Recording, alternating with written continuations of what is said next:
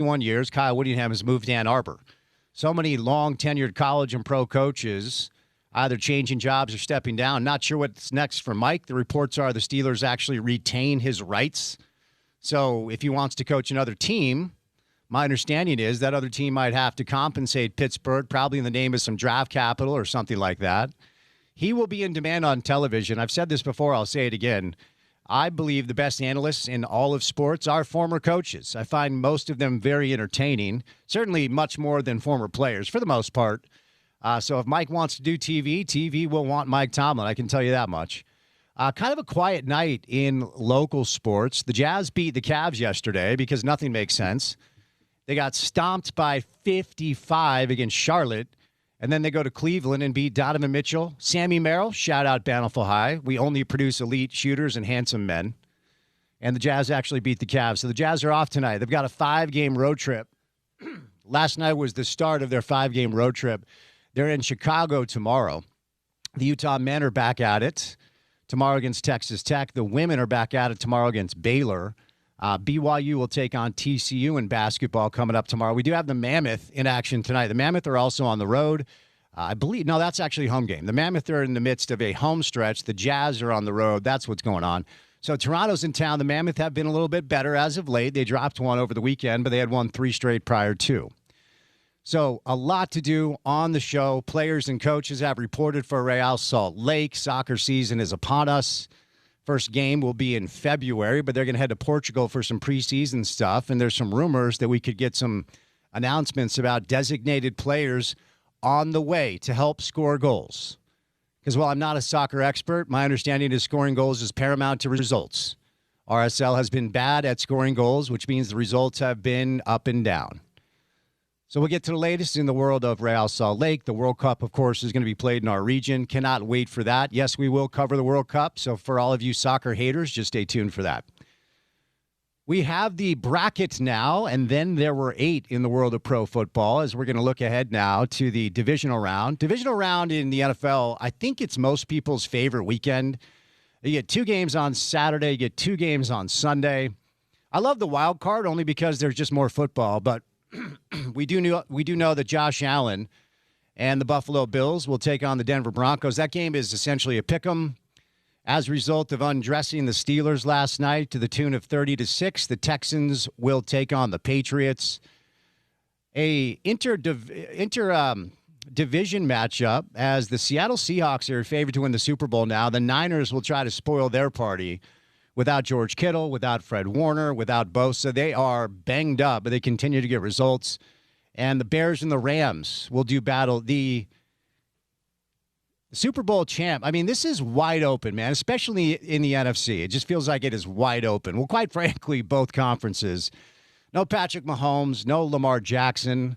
A lot of big-time talented quarterbacks either didn't make the playoffs this year or they've already been sent home. So, some NFL football. We'll see if the Oklahoma City Thunder can solve the Victor Wembanyama problem as the San Antonio Spurs have got the better of OKC. Those 2 teams will do battle tonight. We do have a decent slate of pro basketball tonight if you're looking for something to do on this Tuesday afternoon. All right, our first guest right out of the gates today to talk college football will be Max Brown. Max played his college ball at USC before transferring to Pitt. And now he's an analyst for ESPN. He's our buddy from the Pac-12 days. Always appreciate Max's time. JB Long, voice of the LA Rams, also a former Pac-12 buddy of ours, will join the program today.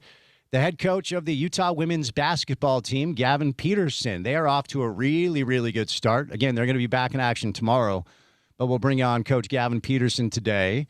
And then 2 Pelotons, 2 Emmys. Not a lot of knowledge, but a sweet guy, Dave Fox, will join us on the program today. I'll be back on KUTV coming up on Sunday. We did a little interview with Jason Christ yesterday as I spent, well, about 3.5 hours of my morning in Harriman yesterday, which was just a treat, just a delight, right around the corner.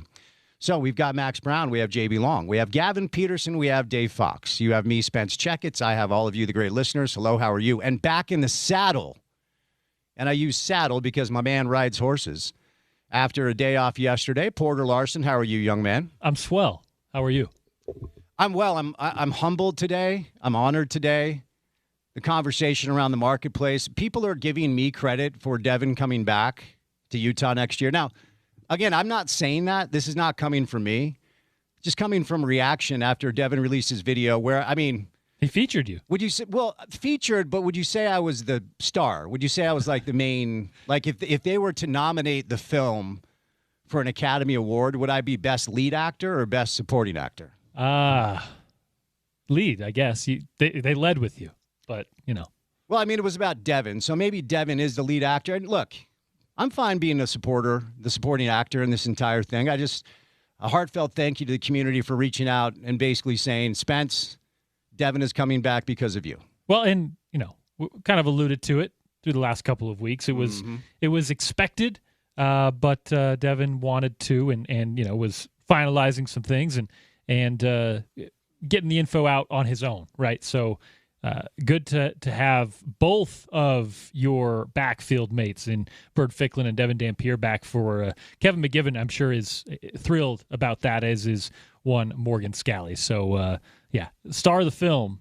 We'll see how you can throw a football though. Yeah, I mean, probably not as well as I could. I'm not going to go Uncle Rico on you, no. But you know, back in the day, I could throw it over the mountains. There you go. Did you enjoy your day off? Yeah. Good. Yeah. Good.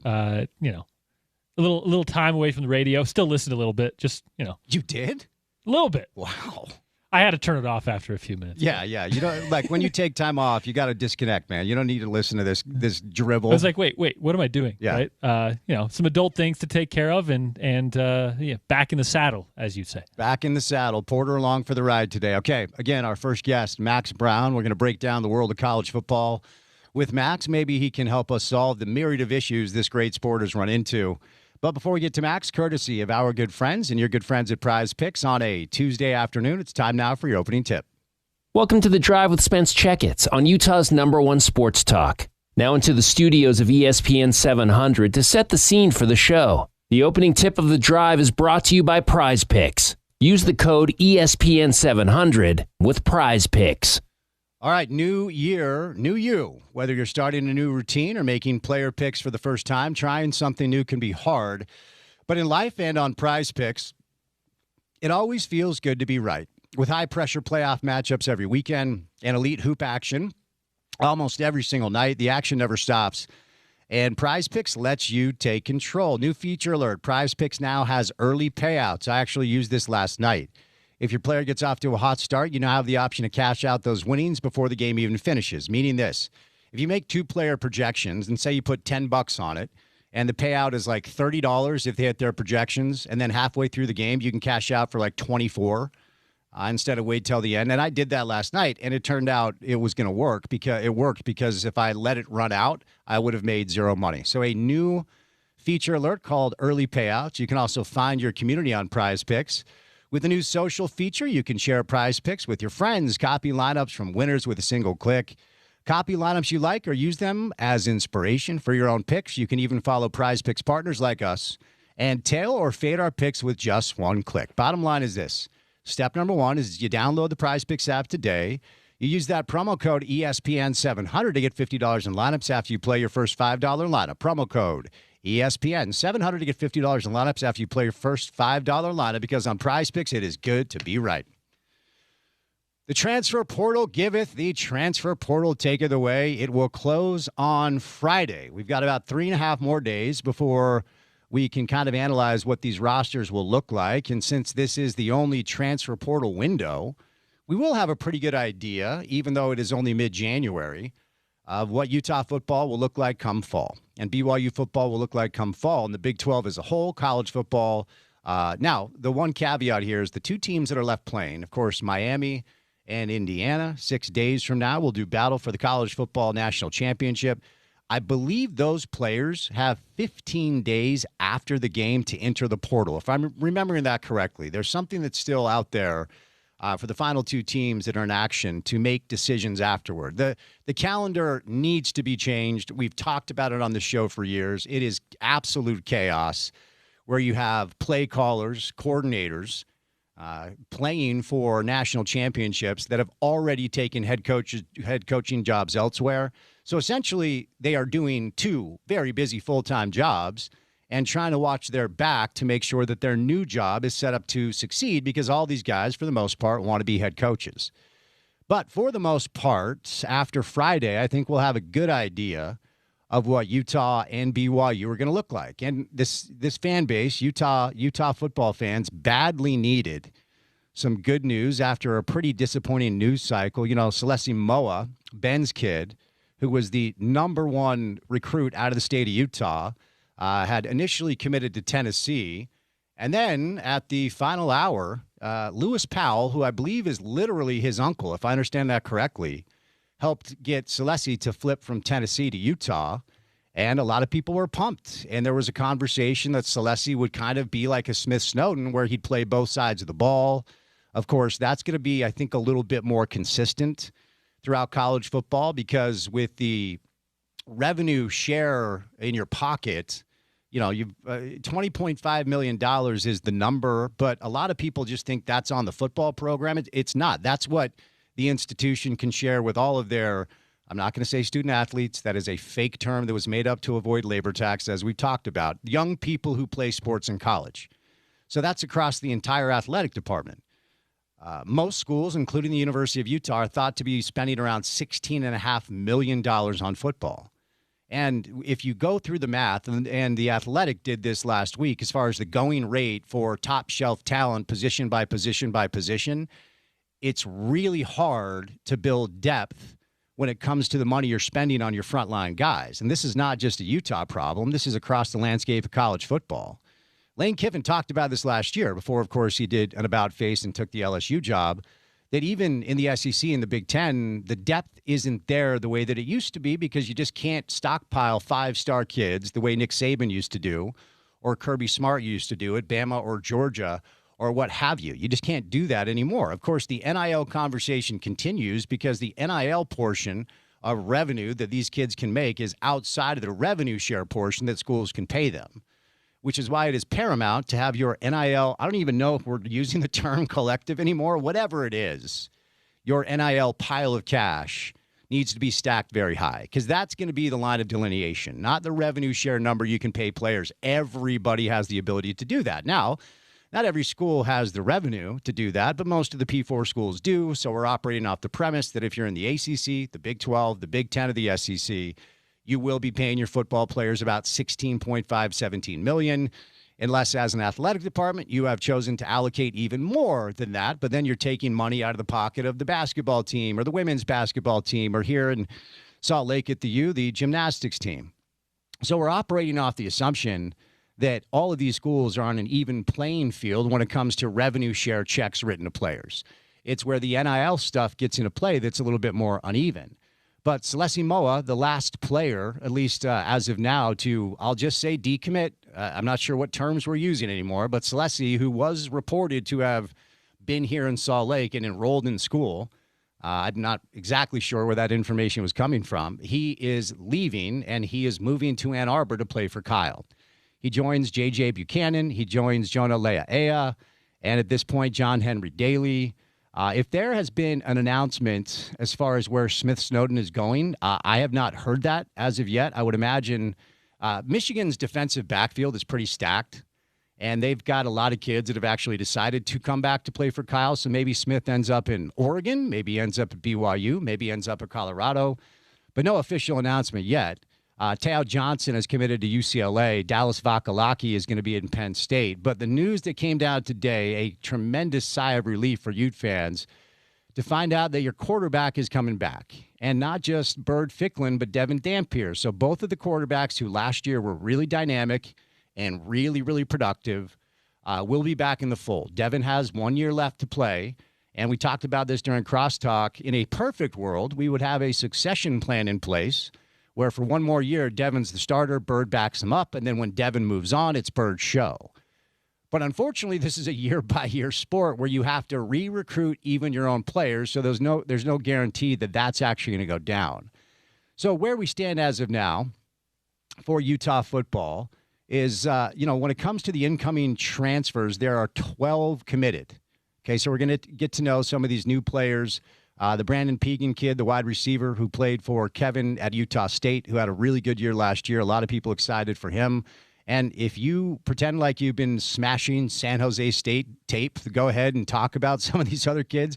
I'm just going to be honest and say I don't know much about them other than what I read with our friends at Ute Zone or 247 Sports or Rivals or ESPN. And so, got over the players that they will lose. Isaac Wilson's going to go to Colorado. And the unfortunate reality is Utah football's losing 6 or 7 really legitimate pieces to the transfer portal. And that's not even to say about the players who are graduating or a Caleb Lomu who's going to the NFL draft or a Logan Fano. Obviously, Spencer's going as well. On the BYU side of things, Cade, I believe it's Uluwave, is coming to Brigham Young after being a first-team All-ACC linebacker at Cal with 26 starts under his belt. Cade, according to 247 Sports, was the number 1 linebacker in the transfer portal with offers all over the place, and he lands at Brigham Young, as does Walker Lyons, the brother of Ryder Lyons, who was a tight end for USC last year. And when you look at who BYU has lost, honestly, I don't know that they've lost anybody that is going to harm them next year. Now, that's through the transfer portal. Graduation's different. They're losing a couple of offensive linemen. The Jack Kelly kid's gone. But Cade Uluwave looks like he will step in and fill the shoes of Jack Kelly because they get Isaiah Glasker back, L.J. Martin back in the fold after winning Big 12 Offensive Player of the Year. And the composite rankings have BYU ranked very highly as far as the Big 12 rankings concerning the incoming transfers that they have. So we'll kind of keep you up to date here, and we'll do our best to analyze what these teams are going to look like come fall as the transfer portal continues to be super chaotic. But really good news that Devin Dampier, along with Bird Ficklin, will be back under center for the Utah Utes next season. All right, we'll catch our first break of this Tuesday show. And coming up on the other side, we will... Oh, we have a little breaking news. Montana State offensive lineman Cedric Jefferson has signed with Utah. Are you smashing Montana State football tape? If you are, go ahead and chime in. But, hey, there's a player named Cedric Jefferson who's an offensive lineman that is going to play for the Utes next year. Max Brown will join us coming up on the other side of a quick break. We're going to bring in J.B. Long today, Gavin Peterson, and Dave Fox. Busy Tuesday show. Good to have you with us right here on ESPN 700.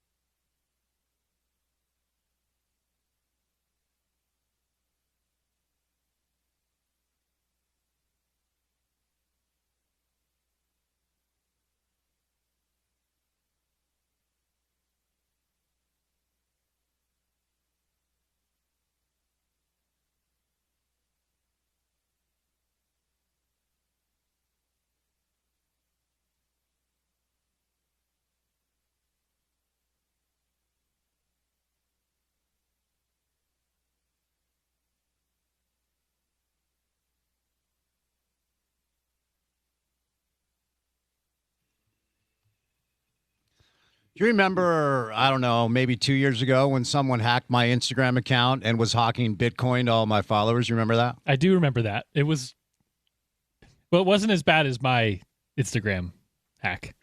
What happened with that? Oh, yeah, that was unfortunate. Yeah. Hopefully no children were around. The saddest part is I had like 3 people reach out that actually sent this dude money who hacked my Instagram account. Somebody's trying to do it again. I'm getting 3 alerts that somebody's trying to change my Instagram password. Is it because I'm old and confused that I'm being targeted? This feels like ageism. A little bit. If you've got like a large follower, they'll try to get access of your account. Just do the 2-factor authentication, okay. Set up the phone connection. Yeah. That way you're at least covered. I don't have that many followers. Our next guest is kind of an Instagram superstar, though. He's a social media star. Hell of a quarterback back in the day, and he's one of our favorite guests. Max Brown, happy Tuesday, young man. How are you?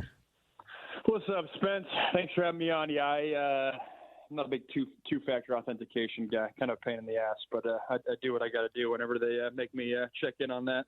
Has anyone ever tried to hack your socials? I mean, you've got a good amount of followers. Knocking on wood, not yet, but I always see, I feel like it's like once a week you see someone with some random crypto post trying to sell you something. I'm like, glad it's not me. Got to change the passwords every 6 months, they tell me. Yes, sir. I might have to follow suit. All right. We actually have a game in 6 days. We'll get to that in a moment because there's just so many college football storylines outside of the actual game that I want to get with you about. And then we'll get into Indiana, Miami 6 days away from today. But since you and I last spoke, Morgan Scalley officially introduced Max as the 24th head coach in Utah football history, and Kyle Whittingham lives in Ann Arbor now. It has been pretty chaotic around here. I wonder, from an outsider's perspective, how you've digested the news cycle surrounding Utah football. Yeah, what a crazy month since the last time we spoke. Obviously I'm tracking this thing more through the national lens rather than, you guys and your closest listeners or, you're keeping up on the beat every single day. But from my perspective, it was, all right, if I was a betting man, I think I literally told you this on air last time. If I was a betting man, I thought this was Whittingham's last year because, years ago when we were in the Pac-12, it was, Morgan Scalley is the coach in waiting. And to me, when you do the coach in waiting, that was a kind of kumbaya moment to me of let's keep all 3 parties happy. Let's keep Morgan Scalley happy and not have him, potentially go chase a Mountain West or a Big Sky head coaching job and keep him home.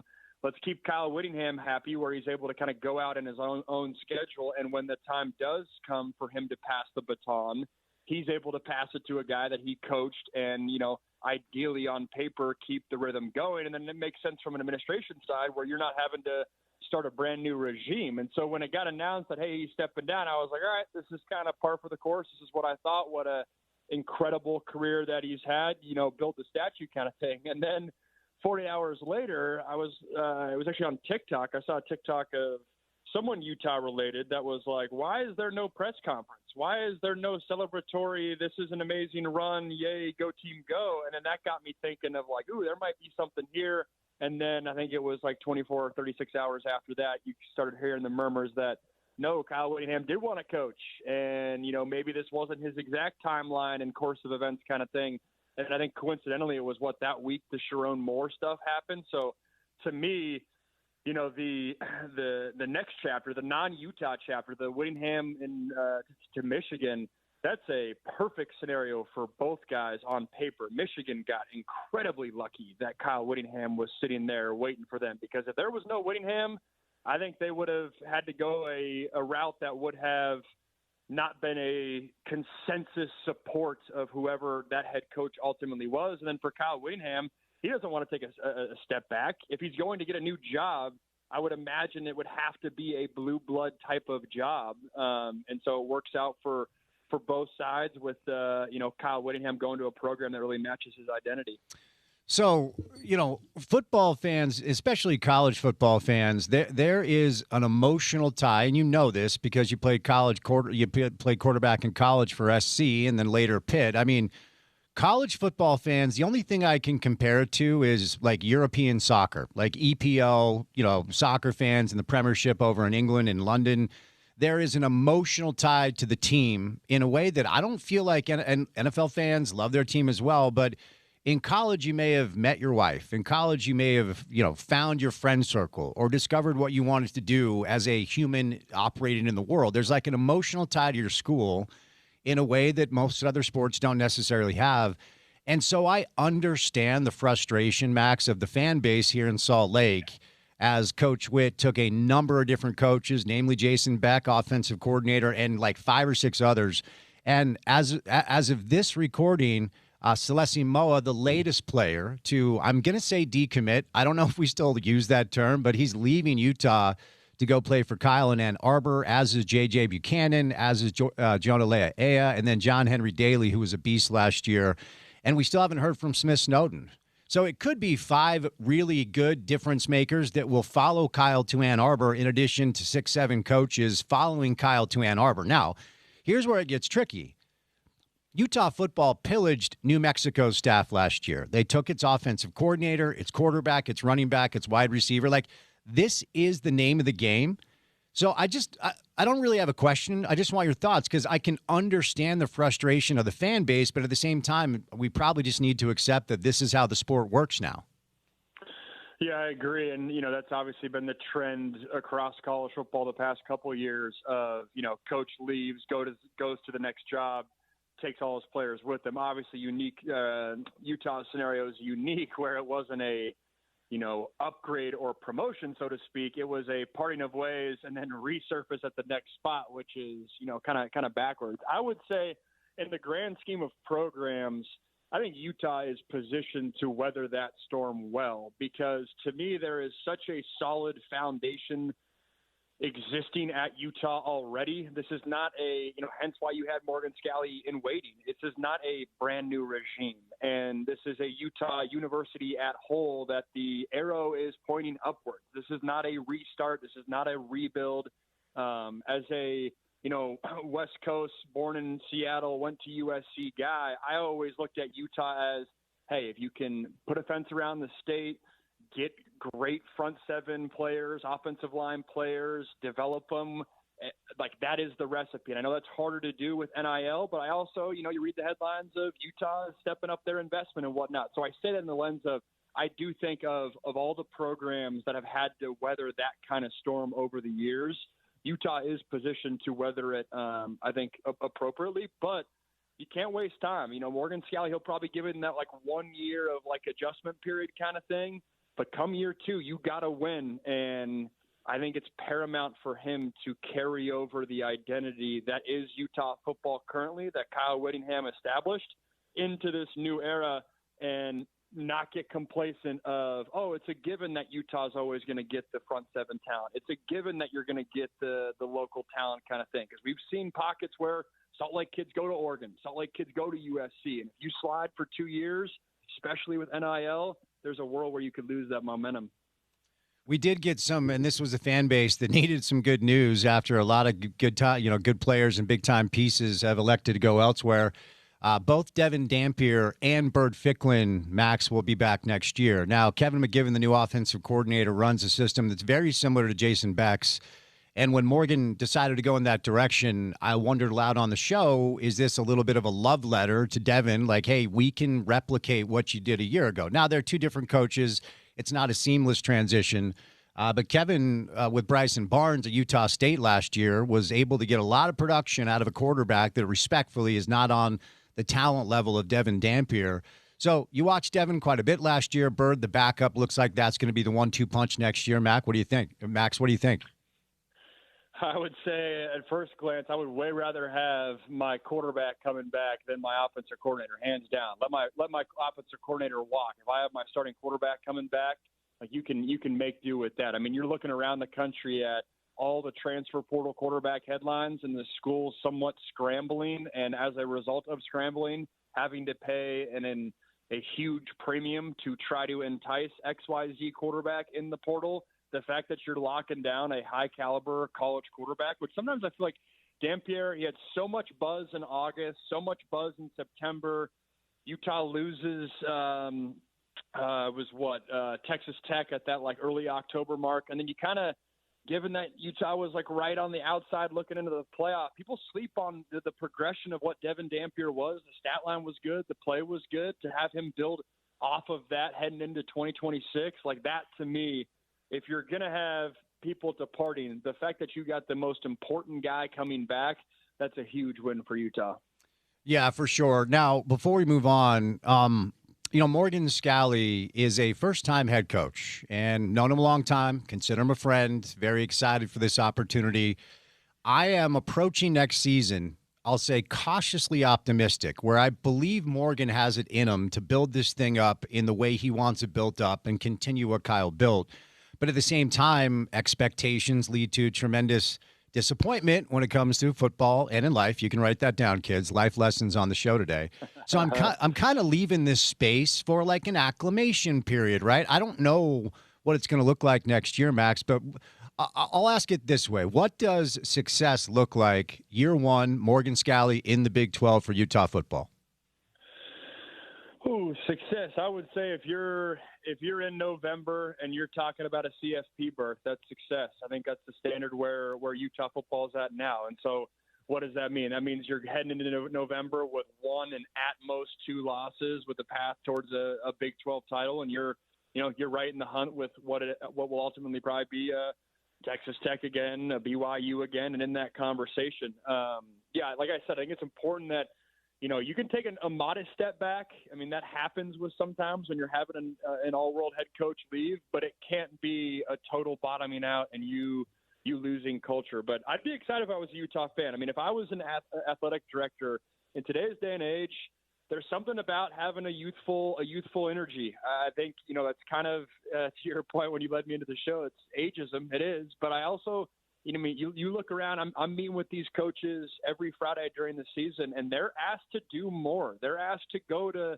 donor events and banquets and get on the phone with XYZ booster that 10 years ago, they would have said kick rocks to whatever booster wanted to get on the phone with them. Like, you need to go from recruiting and being aggressive there straight to selling your program to get the NIL fundraising. And I don't know necessarily what kind of personality Morgan Scalley has, but obviously there's a lot of belief there. And I look around college football and, Kenny Dillingham and the Dan Lanning type of mentality where you're having that energy that players, boosters, fans get excited about and relate to. Obviously that wasn't necessarily Whittingham's MO, but it didn't have to be because he built the foundation in the 2000s and then reaped the benefits and, was a gritty team in the 2010s. And then obviously it carried into this decade as well. But in the next era of Utah football, I think it would excite me to have, kind of that fresh energy given the demands that are placed on that position. Let me get your take on, a lot of people have talked about the calendar and whether or not we need to change it. Dan Lanning himself. And Dan was speaking from a place of like, hey, both my coordinators have new jobs and I'm trying to win a national championship. This doesn't feel very fair, but I completely understand where he's coming from. So, if the season ended January 1 and the portal opens January 2 and then coaches have their full energy to allocate to, building a roster, which is paramount to everything in college football, I understand where Dan is coming from. What's the Max Brown fix to the calendar? What would you like to see as far as adjustments go? What makes the most sense? Yeah, I'm not even convinced that would necessarily be like groundbreakingly different because look at the Oregon-Indiana matchup. It was Dan Lanning found himself in a tough spot where both his coordinators are gone, like you said, and a bunch of the support staff heading to Cal and all that. That's a nightmare for Dan Lanning. I get that. On the other side, Kurt Cignetti, they cleaned up in the portal, and he mentioned that, hey, that Monday was the Monday after Christmas was terrible, where he's having to go out and practice for the national title game and have his 2025 roster stay together. But then, oh, by the way, there's news coming out that you're trying to go get guys, or you are getting guys to replace your current backups, so to speak, for next year. And I empathize with that, but I think Indiana handled it really well. And I think it's just kind of every year is going to be different. I'd imagine next year, Dan Lanning's not going to have to worry about the coordinator situation, and maybe Kurt Cignetti is having to worry about the coordinator situation. But to answer your question directly, I think there's groupthink momentum to hopefully make this happen. But I think moving week 1 up to week 0 across the board is a no-brainer. So rather than college football happening for everyone Labor Day, it'd be the week before. To me, that's an easy, natural fix that wouldn't feel like a huge, abrupt change. And then I think no scenario is perfect, but in the grand scheme of all the options we have, I would cut the 3-week break or 2-week break between conference championship game and that first bowl game, because the reality is there's so much going on, the movement, the portal. Yes, there's player injury and player safety. I get that. But the reality is I just don't think that factor holds enough weight compared to the other factors at play here. And I think that would allow you to shave off 2 weeks and allow you to finish the season right around Christmas and at the latest New Year's. And I love the idea of having the Rose Bowl maybe lock it in like the Masters does in golf, where, hey, the Rose Bowl is the national championship game every single year on the first. And like you said, open up the portal the second. And, one thing I think gets lost in a lot of this, and, I was guilty of this when I was a player because I transferred from USC to Pitt. And I remember being told the whole way, hey, you have to get in by January 3rd because Pitt's a semester school and you have to get in. Well, what they don't tell you is the reality is you can enroll in school and call it January 20th. And even if you're 2.5 weeks late, if you're a football player, the reality is there's a way to make up that work and have some grace period and all that. So there is more time than I think people realize on paper. Obviously, it's not ideal, and obviously you'd want a full off season. But if you're able to go January 2nd to realistically January 20th to do portal, and high school recruiting is a whole different equation, I think that would alleviate concerns. And to me, everything I just said is relatively doable, like next year if you wanted to, outside of some of the contract obligations. Yeah, that's what I was going to say. That's actually pretty pragmatic and doesn't need to go through a bunch of red tape and court proceedings and votes. I kind of like that kind of meat and potatoes approach. Let me move over to the Damon Williams Jr. stuff. So I have stopped screaming into a microphone, okay, this is the breaking point. Like somebody, and when I say decision makers, I don't even know who I'm talking about anymore. Like power brokers, who are they? I don't know. Now, when you dig into the information, Damon Williams Jr. signed a revenue share agreement, not a employment contract. So there's your gray area there. But I completely respect that UW just put their feet in the cement and said, we are not allowing this. So he signs the rev share agreement for about $4 million. And then when an agent dumps you, you have done something completely below board. I can tell you that much. He announces himself that he's entering the transfer portal. Apparently Lane Kiffin and LSU came at him with a bag. And then within 48 hours, he reversed course, and now he will be back at UW next year. So how did you kind of digest the chaos with Damon Williams Jr. and the University of Washington? Yeah, initially I thought it was just a poor business move by Damon and whoever is advising him. And here's why I say that. If I'm Damon Williams sitting in my Seattle dorm in early January, and I'm reading headlines that Brennan Sorsby is getting $4 million from Texas Tech, we can debate this all day long. But if I'm Damon Williams, I'm saying I'm better than Brennan Sorsby. Give me more than $4 million. And I guess reportedly it was 4.5 from UW. I've heard 4, whatever it is. Then the report came out that, hey, LSU is willing to offer him 6. All right, well, then that's – if you hadn't signed the conversation, that's a very valid, all right, leverage, classic negotiation dynamic where Damon Williams could have gone back to UW and said, hey, give me more money. Maybe it's not from the revenue share piece, but maybe it's from some Amazon, Microsoft, Costco exec that lives up in Medina, up in Bellevue, Washington kind of thing. And you leverage that to get more money that I'm sure was the pulling force for him to get in the portal and go to LSU. That's a long-winded way of me saying, why sign that contract on January 4th or whatever it is? Like, wait a little bit. And obviously, if you're Jed Fish, you're not going to be pleased with that because it's your star quarterback and you're going to give him the coach speak of you're the leader of this team and you got to be, heading into the off season or heading into winter workouts ready to go.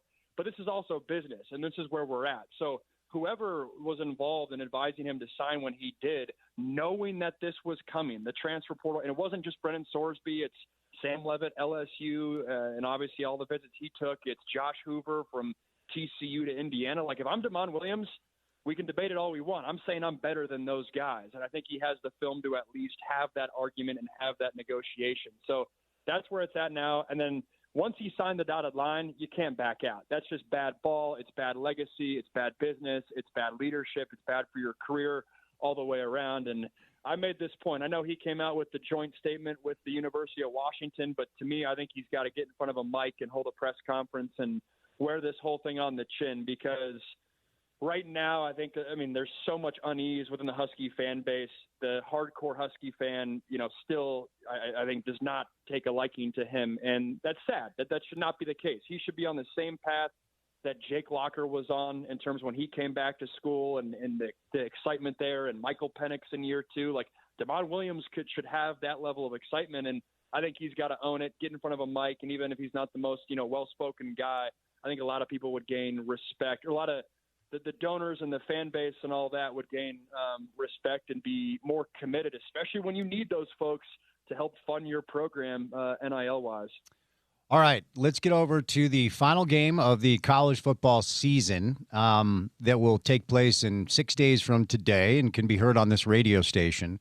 Let's attack this one team at a time, Max. I mean, you do a lot of work with the ACC, and Miami under Mario Cristobal. For college football fans of a certain age, namely my age, Miami in the 90s, they were awesome and they were cool. It was just like that was the coolest football program out. So many fans. And they've teased us over the course of the past 20, 25 years with a little bit of success here or there. But they are very firmly back. So before we get to the game, let's kind of attack this one team at a time. What stands out most to you about Miami's run to the national championship game? Yeah, and I'm 30, and my first college football memories were, the Willis McGahee, Ken Dorsey, Kellen Winslow, those Miami squads. So, that's not – it's, you blink and it's been 20 years, 23 years. But, in the grand scheme of, other blue blood programs, it's still at least this century. But, yeah, what sticks out to me about Miami, I think this is the best defensive line that Indiana has faced all season, which is a huge factor in this game. And if Miami's going to win this game, that is the factor in this game. Ruben Bain and Akeem Mesidor, they're 2 edge rushers. Ruben Bain will likely be I'd be shocked if he went outside the top 5 in next year's NFL draft. And those guys have been well documented on every telecast. And they've been doing some different things blitz-wise with them. Like you said, I was in ACC country all season, and usually they would always put one guy on each side and have, hey, right tackle, good luck, left tackle, good luck. Lately, they've been putting them together on the same side, which is just interesting. And from the Indiana perspective, Indiana's dictated terms in pretty much every single game that they have played in. And you could make the argument, Penn State was a dogfight and Oregon was a dogfight. Well, it was still a dogfight. But they never really had to truly come from behind. They're out of the game and you really need, hey, you got to abandon the run and it's all on Mendoza's right arm. They haven't really felt that. So if Miami can get sacks and pressure early with just 4, because Mendoza was phenomenal against the pressure and, the blitz against Oregon last week, that to me is a critical factor.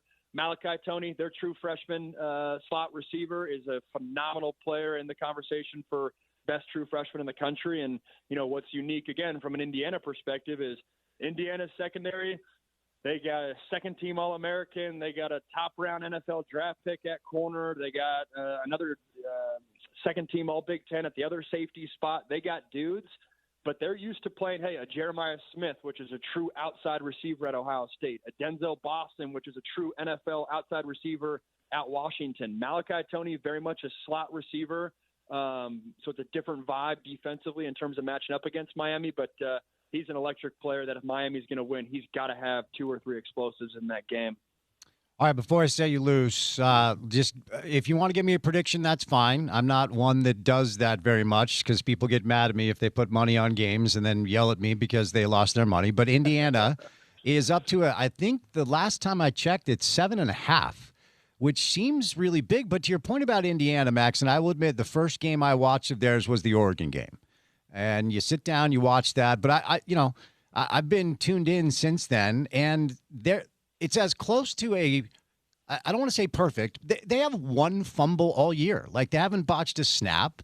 they're complete. Not to be hyperbolic, but what Kirk Cignetti has done has to go down as one of the best single-season turnarounds in the history of this game.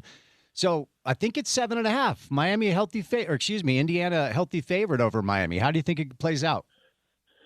Yeah, it feels a little try-hardy for me to pick the upset. I mean, Indiana's been so dominant, but I'll say this. I think this is what you were alluding to with that 7.5-point line. That does feel like a lot. I have a ton of belief in this Miami defense. I have a ton of belief in the path that Miami's had to take to get here and the teams that they've beaten and what it says about their defense and how they've really turned the corner in the last month.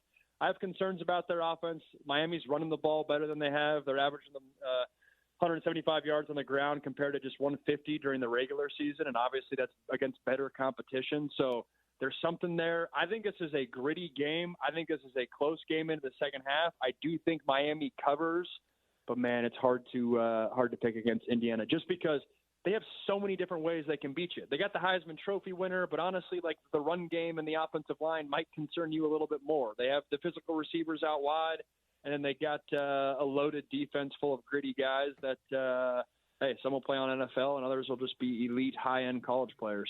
Max, you're the man. Appreciate the time. Have a great week and enjoy that game next week. We'll get you back soon, okay?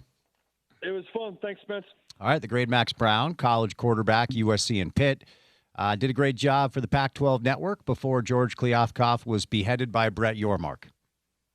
It's a niche statement. I wonder how many people actually know exactly what I'm talking about. At Max Brown 4 is where you find him. Porter, Indiana, I don't know if we're line movers. Indiana is now an 8.5-point favorite. Now, that's a clean football team, a lot of respect. For a national championship game to be favored by 8.5, that feels big to me. It feels big, but then again, like I said before the Miami game, they've just given me no reason to believe anything else. Like they look like a team who's primed to run the table and do so impressively. Now, that being said, I think we're going to get some fight. I think it'll be a one-possession game. I don't know about an 8-point cover, but man, this is a team that I think wins, and I think even if it is a one-possession game, I think they kind of do so comfortably. Appreciate Max time today. Max Brown, one of our buddies, brought to you today by our friends at Wasatch Wagyu, which is a new sponsor here on the station. So start 2026 off right with a juicy prime cut of Wasatch Wagyu beef right out of Heber, Utah. All the cows are bred locally, and they produce some of the best Wagyu beef around. Premium legit Wagyu beef, New York steaks, 100% Wagyu burger beef, roasts, tomahawk steaks, fillets, and now premium Wasatch Wagyu beef jerky in a bunch of different flavors. Shout out to Greg and Stacy who own Wasatch Wagyu, and they are hooking you up. The first few weeks they were on the station, they were giving you a 10% discount, which is great. How do you like 25% off? It's the promo code I used last week to get some New York steaks delivered to my house because they will deliver it to you. So go to WasatchWagyu.com, check out their menu, pick what you want, and get a limited time discount on their Wagyu beef, which is 25% off. Just type in ESPN 25. That's ESPN 25 at checkout and get 25% off your entire order. Enhance your new year with Wasatch Wagyu at WasatchWagyu.com. All right, 1 hour in the books, 3 hours to go. We'll switch gears. We'll do a little college football with JB Long, but he's the voice of the Rams, so we'll do some NFL. Gavin Peterson, head coach of the Utah women's basketball team, is our guest in the 4 o'clock hour. Dave Fox live in studio. Busy Tuesday show. It's good to have you with us right here on ESPN 700.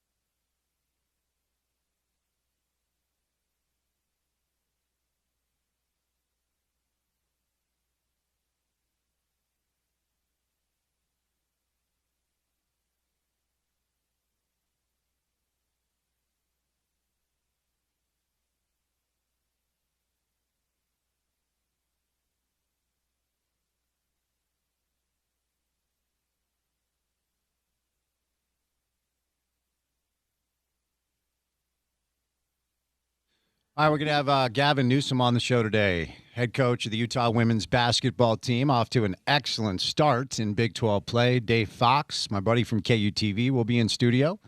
Started things off with Max Brown, our old buddy from the Pac-12 Network. And speaking of which, another old friend from the Pac-12 Network who apparently is big in Salt Lake because he was on Sean's show earlier today. It's the voice of the Rams, JB Long, Tuesday afternoon. JB, happy Tuesday, man. How we doing? It is Tuesday. The reason I was on Sean's show today instead of yesterday is because I said 1:30 thinking Pacific time. He said 1:30 thinking Mountain time, and we disconnected. So sorry for the redundancy, but good to be with you, Spence. No, all good, all good. More JB Long is good for all of us. And before we get to some Rams stuff, which of course, Hello? You there? You got me, JB? Hello? JB Long. I'm here. Got me? Can you hear me?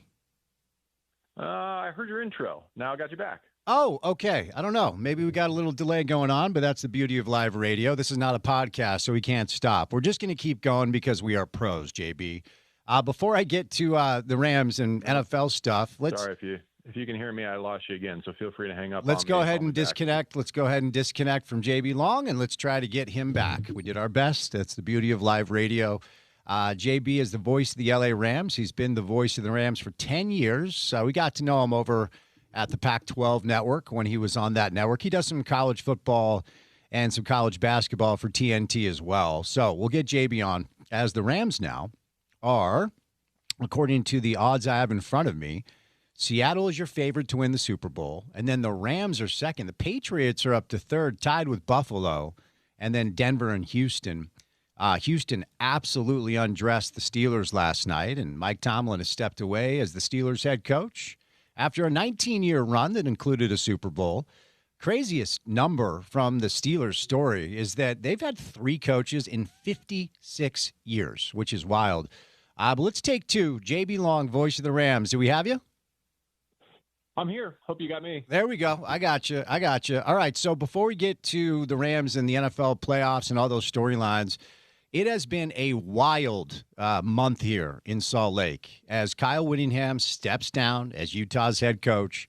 And then during really the same 24, 48-hour period, Sharon Moore loses the Michigan job in spectacular fashion. And Whit, decided that he was not going to retire, and now he lives in Ann Arbor, and Morgan Scalley is the head coach of Utah football. You covered this team when you were with the Pac-12 Network. Just wondering how you digested these storylines kind of from an outsider's perspective. Yeah, I can't speak to all the machinations, and I know you're not asking me to, but I think we all knew that Morgan's time was coming, and rather than it being sooner than later, it was later than sooner. But I think this is a good juncture in the road for him to take a swing at it.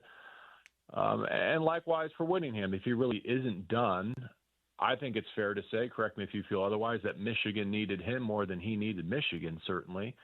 So if he's the right man at the right time for that job and can put them in a better place, I think they need it. And I would certainly put my faith in him as a stabilizing force, given what he's done, at least to my observation, both near and afar during his time in Salt Lake City. Yeah, Michigan needed a palate cleanser. There's not a safer hire than Kyle, who follows 11 women on Instagram and is related to all of them. So it's a win-win, I think, for everybody. Now, I understand, JB, the frustration of the fan base here, as Kyle took 7 coaches with him, and as of this recording, is going to take 5 players. Now, for a little context, Matt Campbell took 19 players from Iowa State to Penn State, so it could have been worse. This is a program, meaning Utah, that pillaged New Mexico's roster last year for a quarterback, a head coach, a wide receiver, and a running back. It's the cost of doing business, but I understand the frustration of our fan base. Don't really have a question, just wondering your thoughts. Yeah, I mean, I hate to say it, but all is fair in love and war in college football. Yep. If you're complaining about the state of affairs, then you haven't been paying attention long enough. I'm not saying it's right or wrong. I do think there's a long way to go until it's more equitable and proper. But I'm not going to point a finger at Kyle Whittingham or really anyone involved doing their level best to compete in this landscape. It's a stretch, but it's also analogous to the college basketball coaches who are saying, wait, why are my competitors allowed to sign an international pro and give them a scholarship, but I can't sign up someone who's bounced out of the G League and hasn't been in the NBA. Like, where are we drawing that line and why?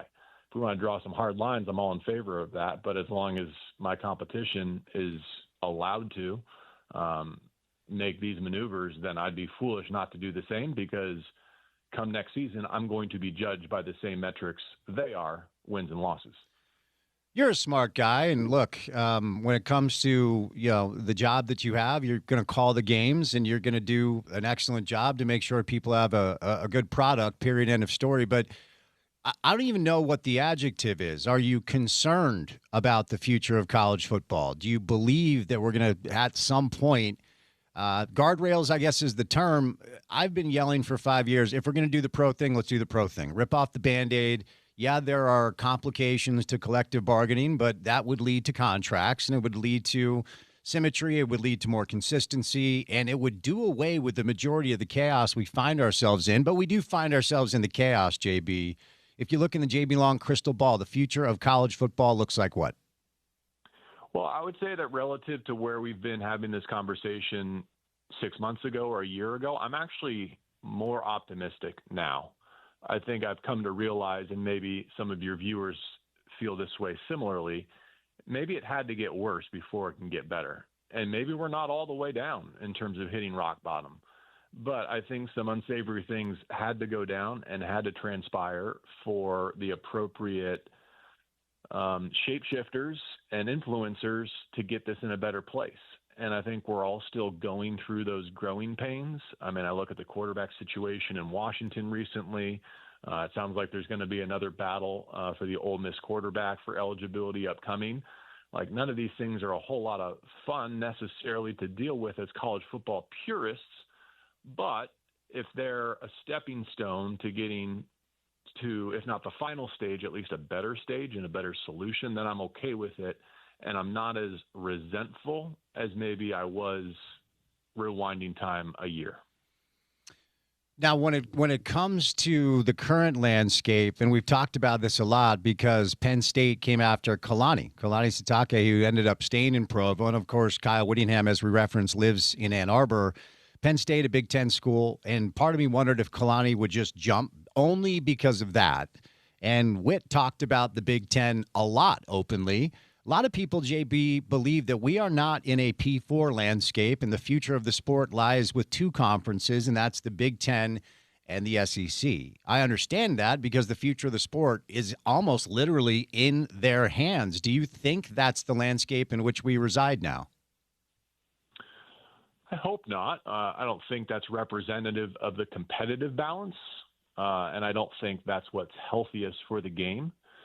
And having covered deeply the Big 12 this season, and having ample respect for the likes of both BYU and Utah, in addition to the likes of Texas Tech, who's competing at the highest level of the sport, I don't see that as being representative of the college football landscape. Now, that being said, we don't control all the levers and the mechanics of it, and it very well could trend in that direction if we're not careful. But it's not in my crystal ball to say one way or another. I would not pare it down to two conferences, especially when one of them is not even participating in this year's national championship game again. Yeah, third straight year for sure. Now, we exist in a state where we had two really good teams that were kept out of the dance by only one team, and that was Texas Tech.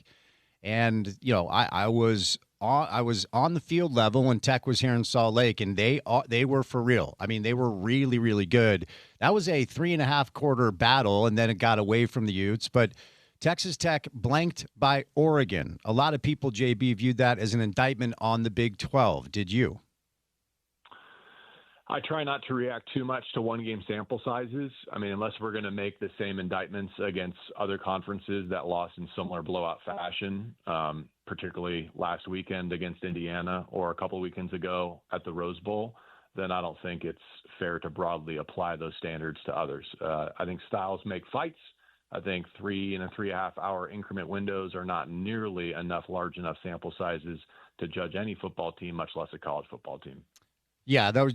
I heard a lot of and Indiana. I mean, try not to be hyperbolic, but a 1-year turnaround under Kurt Cignetti, JB. This is one of the most remarkable in a vacuum coaching jobs that I've really ever seen. Is that fair to say?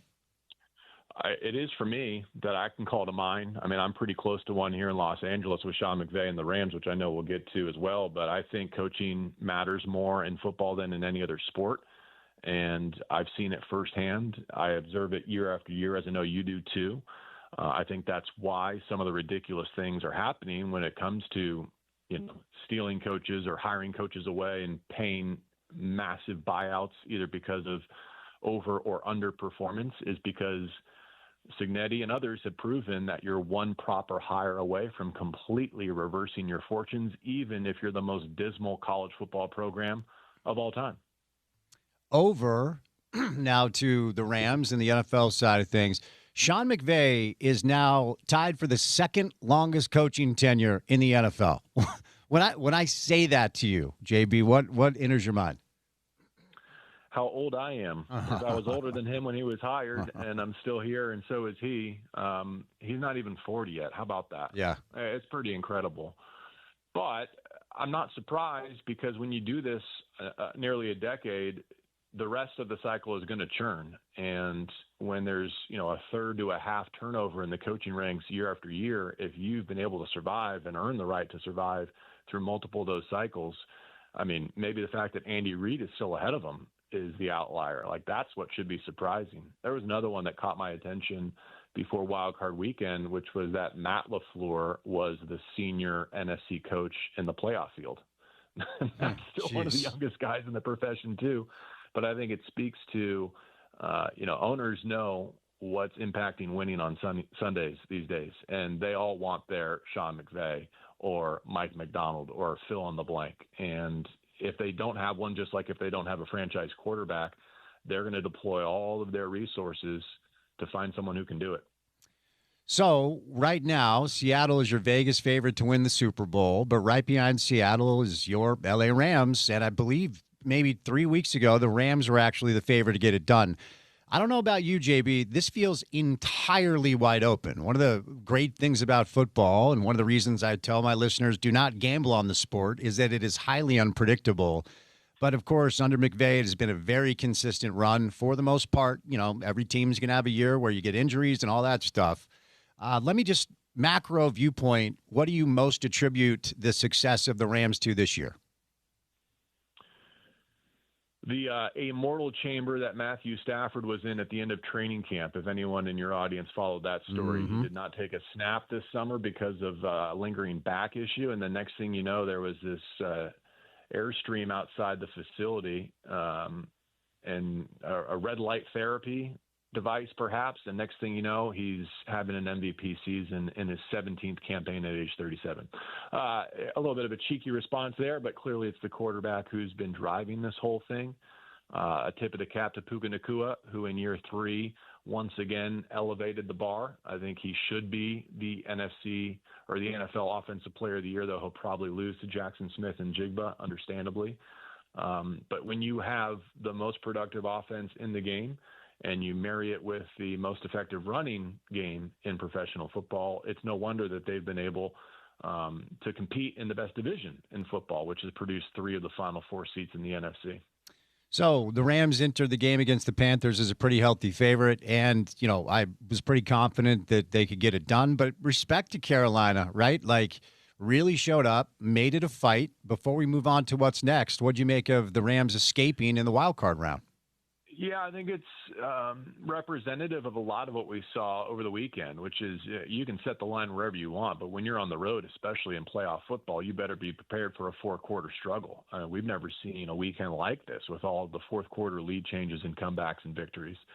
And Carolina, I think, was a unique challenge for the Rams. Maybe on paper they had a losing record and they were nearly minus 70 points, I think it was, in scoring margin on the season, and they had a first-time head coach and quarterback in the playoffs, but they played the Rams really well twice. And I think it was a style-making fights type of struggle.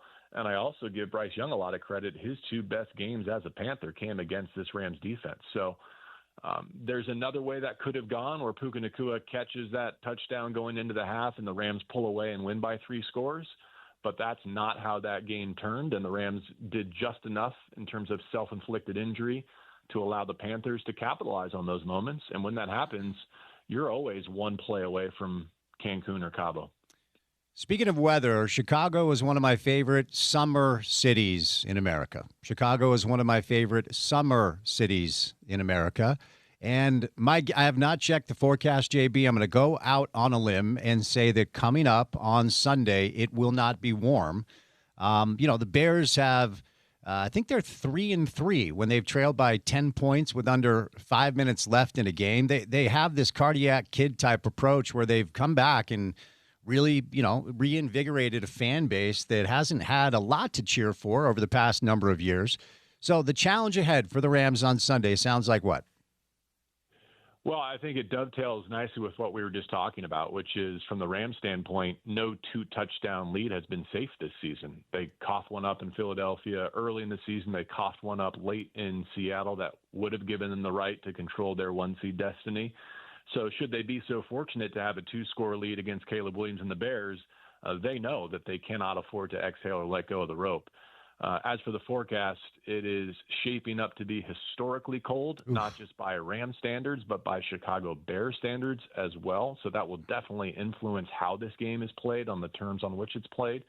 But that's kind of the penalty that the Rams paid for losing 5 games, many of them, of their own volition. And we knew when they lost to the Eagles having 2 field goals blocked. And we knew that when they lost in Carolina with a 3-turnover performance by Matthew Stafford, that bill would come due at some point, and here it is. Your penance is you have to go on the road to Soldier Field and in the dark and in the cold find a way to survive and advance once more. Before I set you loose, I've got a lot of people in my life that are now Rams fans, and the reason is being raised in the Northeast. Unfortunately, several of my nieces and nephews and my son were forced to choose between the Giants and the Jets, and I don't know if you checked as of late. That's not a great spot to exist in as a fan. So we have released all of them. And with all the BYU blue in my family, a lot of my nephews and my son, they've landed on the Rams because of Puka. And I just, before I set you loose, I got to kick the tires because, just when you think you have seen it all with him, he does something else and continues to evolve and get better. From the day he landed in Los Angeles to this day, what have you learned about him as what makes him tick and why he is one of, if not the best wide receiver in the entire NFL? I think you described it well, evolve and get better. Like, he won't even get consideration for an honor such as this, but there is no doubt in my mind that he is the most improved player in professional football. Like, I will argue that tooth and nail. That he dropped a touchdown last week is the exception, not the rule. We were flabbergasted because I've been tracking it closely. I only charged him with 1 drop all season. Wow. Mind you, he's the most targeted receiver in football. And he's never had bad hands, but I don't think it's what he's known for primarily. And yet this season, week after week, he's making an off-frame contested catch, one hand or otherwise, that makes it on any season-long highlight reel. And what I give him a lot of credit for, after setting rookie records in the National Football League and becoming an overnight superstar, is the way he continued to absorb the best of Cooper Kupp and deploy that in year 2. And then bringing in Davante Adams and having the presence of mind to say, you know what, I'm no longer at the front of this wide receiver line. Davante, you take the lead because it's easier for me to watch you through the offseason program if you go first. And you can't tell me that Davante's superpower in separating at the line of scrimmage hasn't rubbed off on Puka Nacua. It absolutely has, and his willingness and interest in and ability to continue to progress with the influences that he's been privileged to have around him. Again, I'll double down on it. He should be the NFL's Offensive Player of the Year. If we ever consider giving the MVP to a non-quarterback, he would get my vote there as well, because as much as I admire and respect the season that Matthew Stafford has had, Puka Nacua is the straw that stirs the drink. JB, I appreciate the time, man. We'll be pulling for you. Dress warm. Best of luck, and let's do it again soon, okay? All right, I can't wait to have celebratory college football conversations with you that include the BYU and the Utah fans equally in a more level landscape, whether that's a year away, a decade, or in retirement. Well, if we're doing this in 10 years, we're doing something right, JB. So hopefully that can happen, okay? All right, I'm right there with you in lockstep. All right, JB Long, voice of the Rams, also does college football and college basketball for Turner Sports, spent a number of years with the Pac-12, became a good friend of the show then. I always appreciate his time. Sean McDermott, Kyle Shanahan, Sean McVay, the three coaches that are now the second longest tenured coaches in the NFL. Number one, of course, is Andy Reid from the Chiefs, after Mike Tomlin and John Harbaugh have stepped down from their respective jobs or fired, whichever story you want to believe. So NFL football, the wild card weekend was awesome. Culminated last night with the Texans dismantling the Steelers, probably Aaron Rodgers' last game, and Mike Tomlin has stepped aside. So we do now move ahead to the divisional round of the postseason, which a lot of people believe is the best weekend of pro football all year. Your two Saturday games are Bills-Broncos on CBS. Then it's Niners-Seahawks on Fox. Then on Sunday, over to ESPN for the Texans and the Patriots. Then NBC will have the Rams and the Bears. About a half hour from now, thereabouts, we'll catch up with Gavin Peterson, the head coach of the Utah women's basketball team. They're off to a great start this year. I always enjoy Gavin's time. Dave Fox will be live in studio. Then we'll launch into the 5 o'clock hour of the program. Coming up on the other side, we'll kind of reset some of the stuff we've been talking about, the latest on the transfer portal in the world of college football. Utah got some really good news today and then some really rough news yesterday. We'll reset some of those topics coming up on the other side of a Tuesday Drive right here on ESPN 700.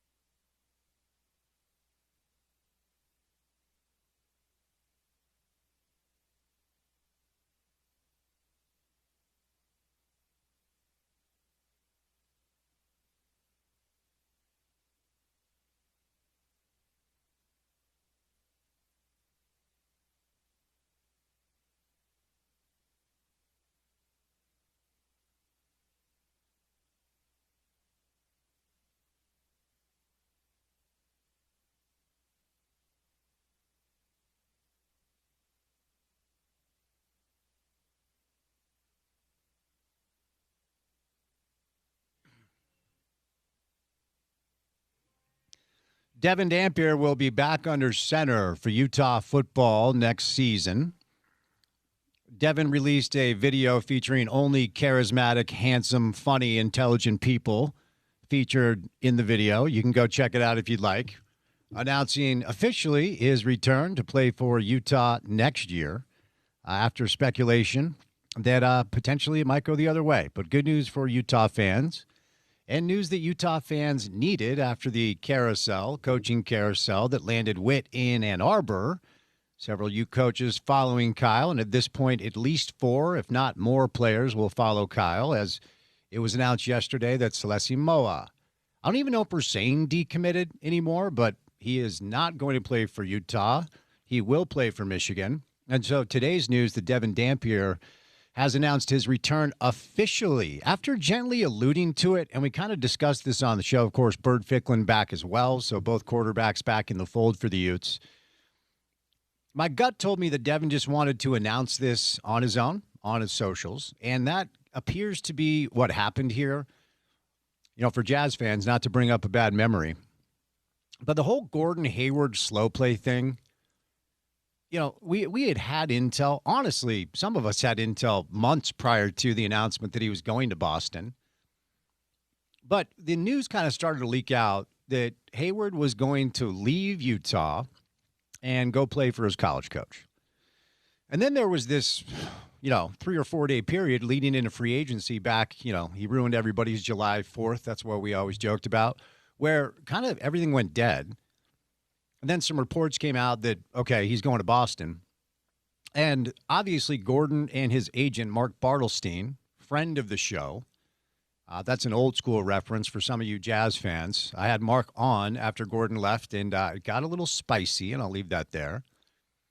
He wanted to release the news himself with that love letter he wrote to Brad Stevens on the Players Tribune. That was the motivation. And I was told a couple weeks ago that Devin had actually signed.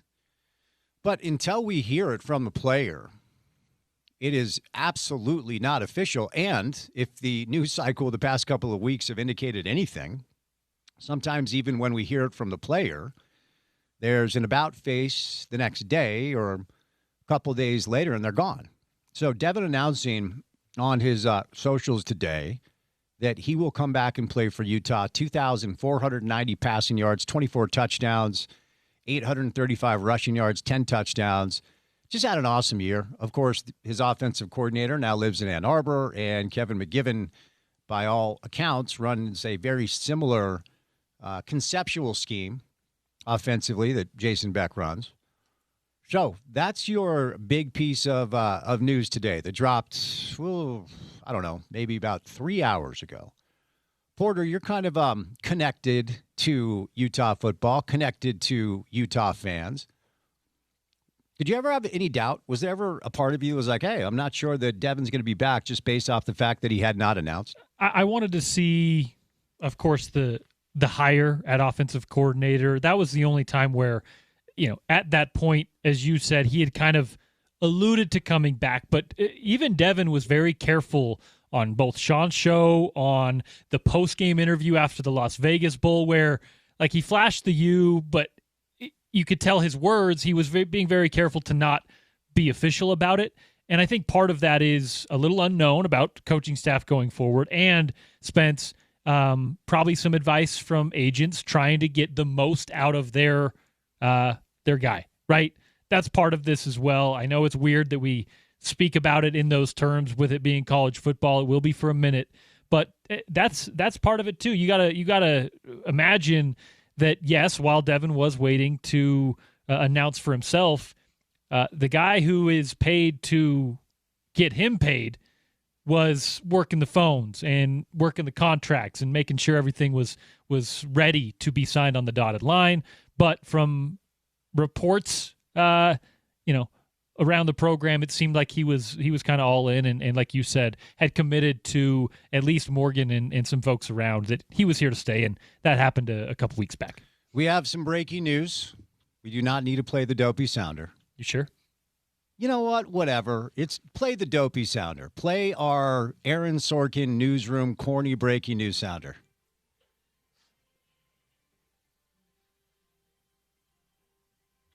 Yeah, I feel like Will McElvoy.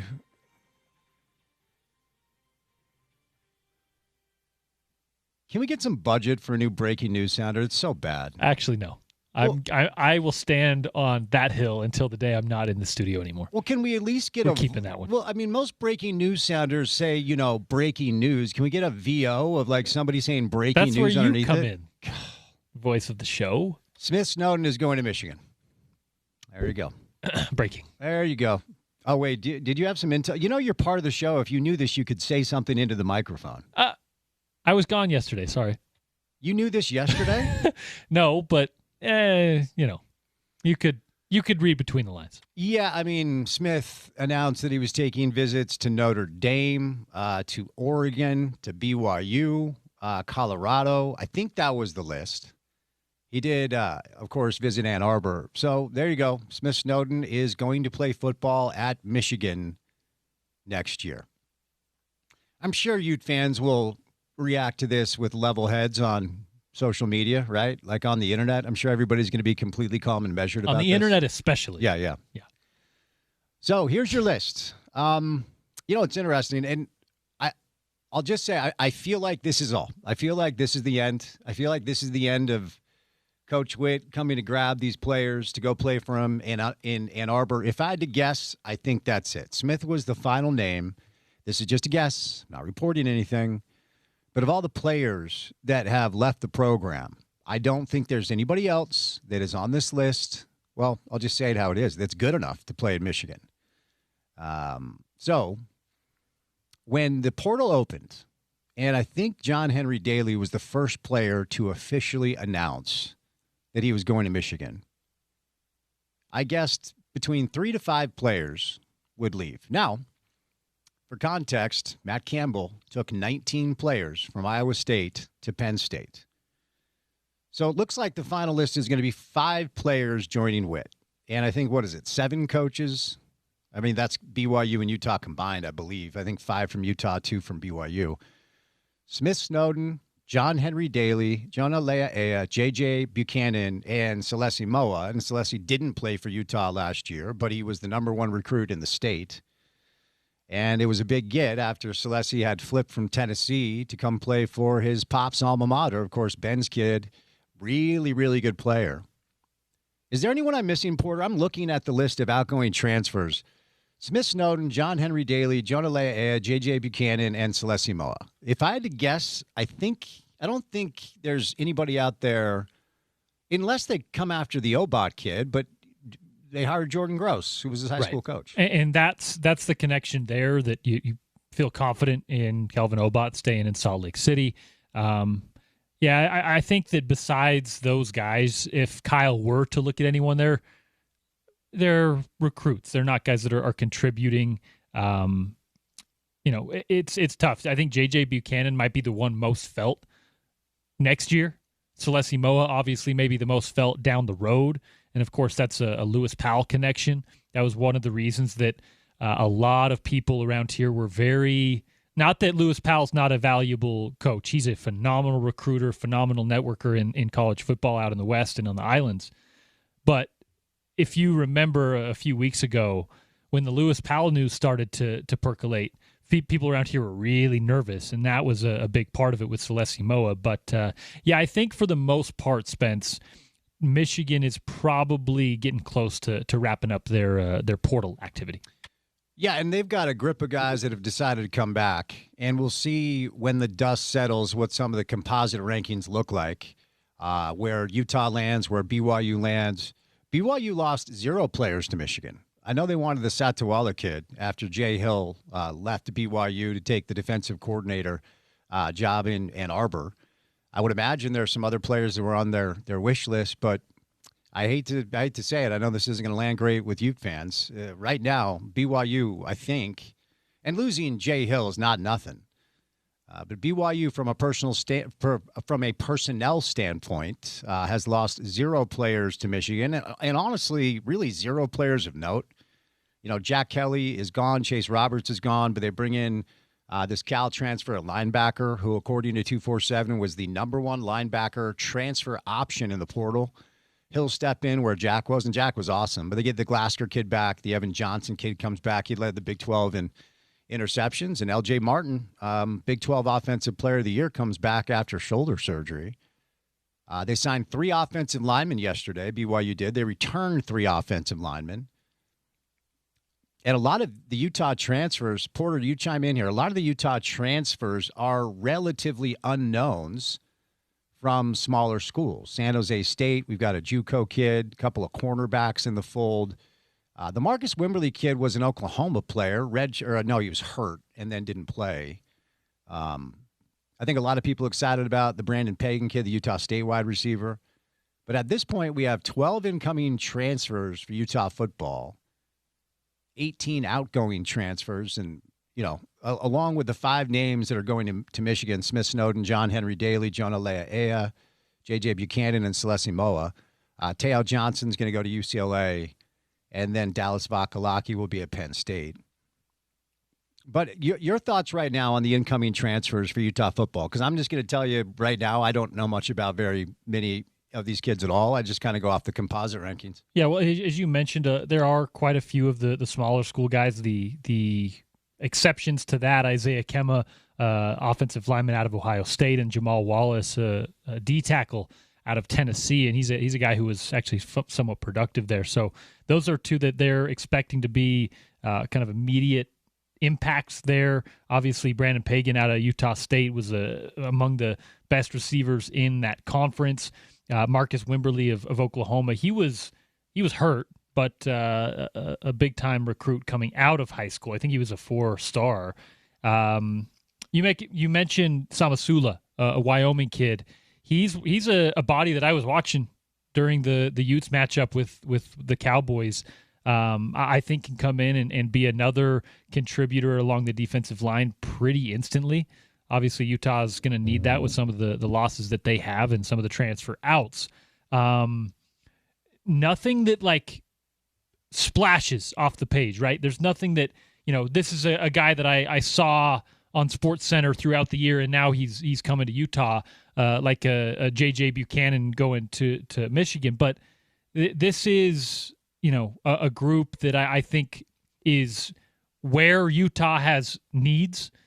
They have kind of filled those. And listen, I know Kyle Whittingham is now out of the fold, but the benefit of the doubt when it comes to talent scouting and identifying guys that, hey, maybe aren't highly touted recruits or maybe aren't the top rated portal guys. That's something that I kind of carry over to Morgan Scalley because he's a big part of that, right? A lot of the players that you'd see kind of go under the radar as recruits and then end up in the NFL where they were in Morgan Scalley's room. They were in the defensive backfield, right? So Julian Blackman, Terrell Burgess, guys like that come to mind where I have a pretty good trust in Morgan's ability to identify talent regardless of the star, regardless of the logo that's on their helmet. He's not just going to bring in anybody. And for that reason, especially his first year, he's going to make sure the guys in the room are players that he has some confidence in. And of course, you lose some, you get some, but we won't know until spring and really until fall camp what these guys really look like. But I've seen enough of the wide receivers that they're bringing in to feel like that was another part of probably Devin Dampierre's decision, right? Making sure there's guys in the room that he can throw to. Those guys that are going to be productive. I'm talking about Kyrie Scholes. I'm talking about Brandon Pagan out of Utah State. 2 really, really productive players at the Division I level already. But yeah, like you said, maybe not the SEC transfers, the Big Ten guys that you're maybe hoping for, but I think this is a group that they're pretty confident with and probably not done adding to as well. A couple of days left. The portal will close on Friday. I've got the composite rankings up in front of me, and like I said, once upon a time, I really love how the business has changed in a way where instead of trying to pretend like you're an expert on everything, there are enough people that have individual silos that hone in on this stuff every day. So admittedly just read and listen to people that cover recruiting instead of trying to fake it like I'm smashing all 22 to tell you about the Montana O lineman. I am smashing all 22. Hey, let's be clear. I wanted to ask when you mentioned that. Yeah.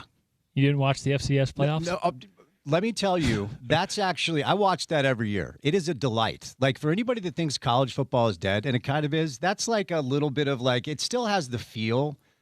And I always fall in love with like the vignettes they do on the players, because most of them are like, farmers or, sheep herders from South Dakota, and now they're playing quarterback at Montana State. I enjoy the FCS playoffs a lot. If you really would have dialed in, maybe you got the all 22 or something. It's on the way. Cedric Jefferson, Utah's newest O lineman, would have been a guy that he probably would have kind of jumped off the screen a little bit if you're really dialing into the offensive line. He's a legit prospect from that level that probably comes into Utah's offensive line room with a hope of being in the mix there. Porter, I grind all 22. I know you watched the game. Can't stop, won't stop. I mean, my life is this, okay? Do the show, get a little exercise, swing a golf club, watch tape. I don't do anything else. I don't even eat most of the time. I can't interrupt my tape watching to even eat. Intermittent fasting. Yes, indeed. We're fans of this here. I like to get a little sunlight in the morning. What do they call that? Your circadian rhythm, or that dumb Huberman term that everybody believes is real?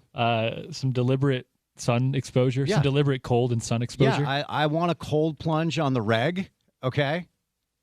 Cold plunge in the sunlight. Indeed. I want to get my lipids in. When was your last cold plunge? I took a cold shower this morning. Okay, that kind of counts. My last plunge, it's been too long. I need to get back at it. I want to hike with my shirt off with all the other alpha bros. Like, I want to do all these things, man.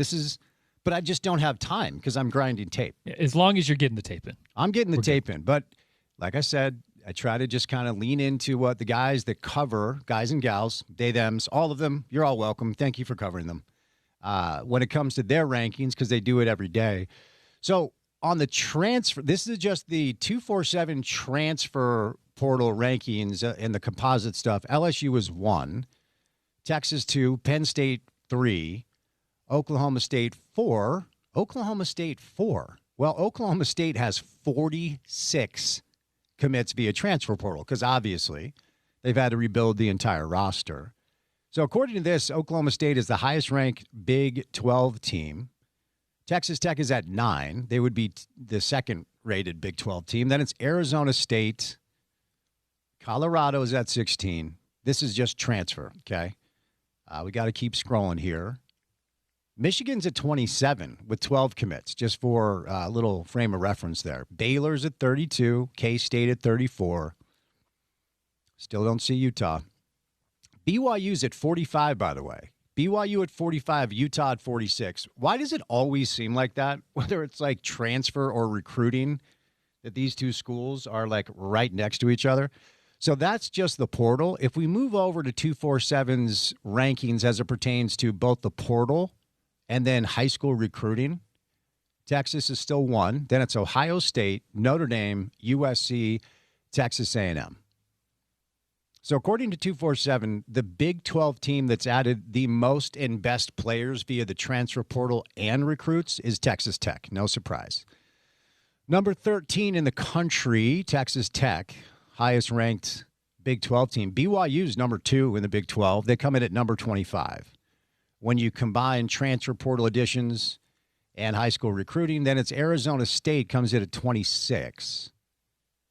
Utah's at 36, okay? So, again, these are composite rankings, and that would put Utah 5th in the Big 12. When you combine both transfer portal additions and the high school recruiting rankings as far as, the combination of the two. So, the metrics so far aren't necessarily that damning for Utah. I would be curious to see a model that actually brings into play what you lose, because these are just additions. Because in addition to some of the exciting players that Utah has been able to grab from the high school ranks and then from the transfer portal, I counted at least 5, I would say 7 difference makers. 7 players that could have come back next year and really stepped in, played a lot of minutes, and be productive. And honestly, that's not a super high number. it could have been a lot worse than just 7. Smith Snowden, John Henry Daly, John Ea, J.J. Buchanan, and Celeste Moa all going to Michigan. And if you missed it, Smith Snowden just announced about 10, 15 minutes ago that he is going to Michigan. And then Dallas Vakalaki to Penn State and Tao Johnson to UCLA. Of the players that have left, you referenced JJ. Do you think JJ is the one that Ute fans are kind of most in their feelings about? I think they should be, probably. I just think that he is probably the premier pass catcher on what would have been next year's roster. He's gained a little bit of familiarity with Devin Dampier, and I think he's only kind of scratched the surface of what he could be as that flex wide receiver tight. He's listed as a tight end, but he didn't put his hand in the dirt all year long, right? He's more of a slot wide receiver with a tight end type body, and he's a guy who I think could potentially be that at the next level, right?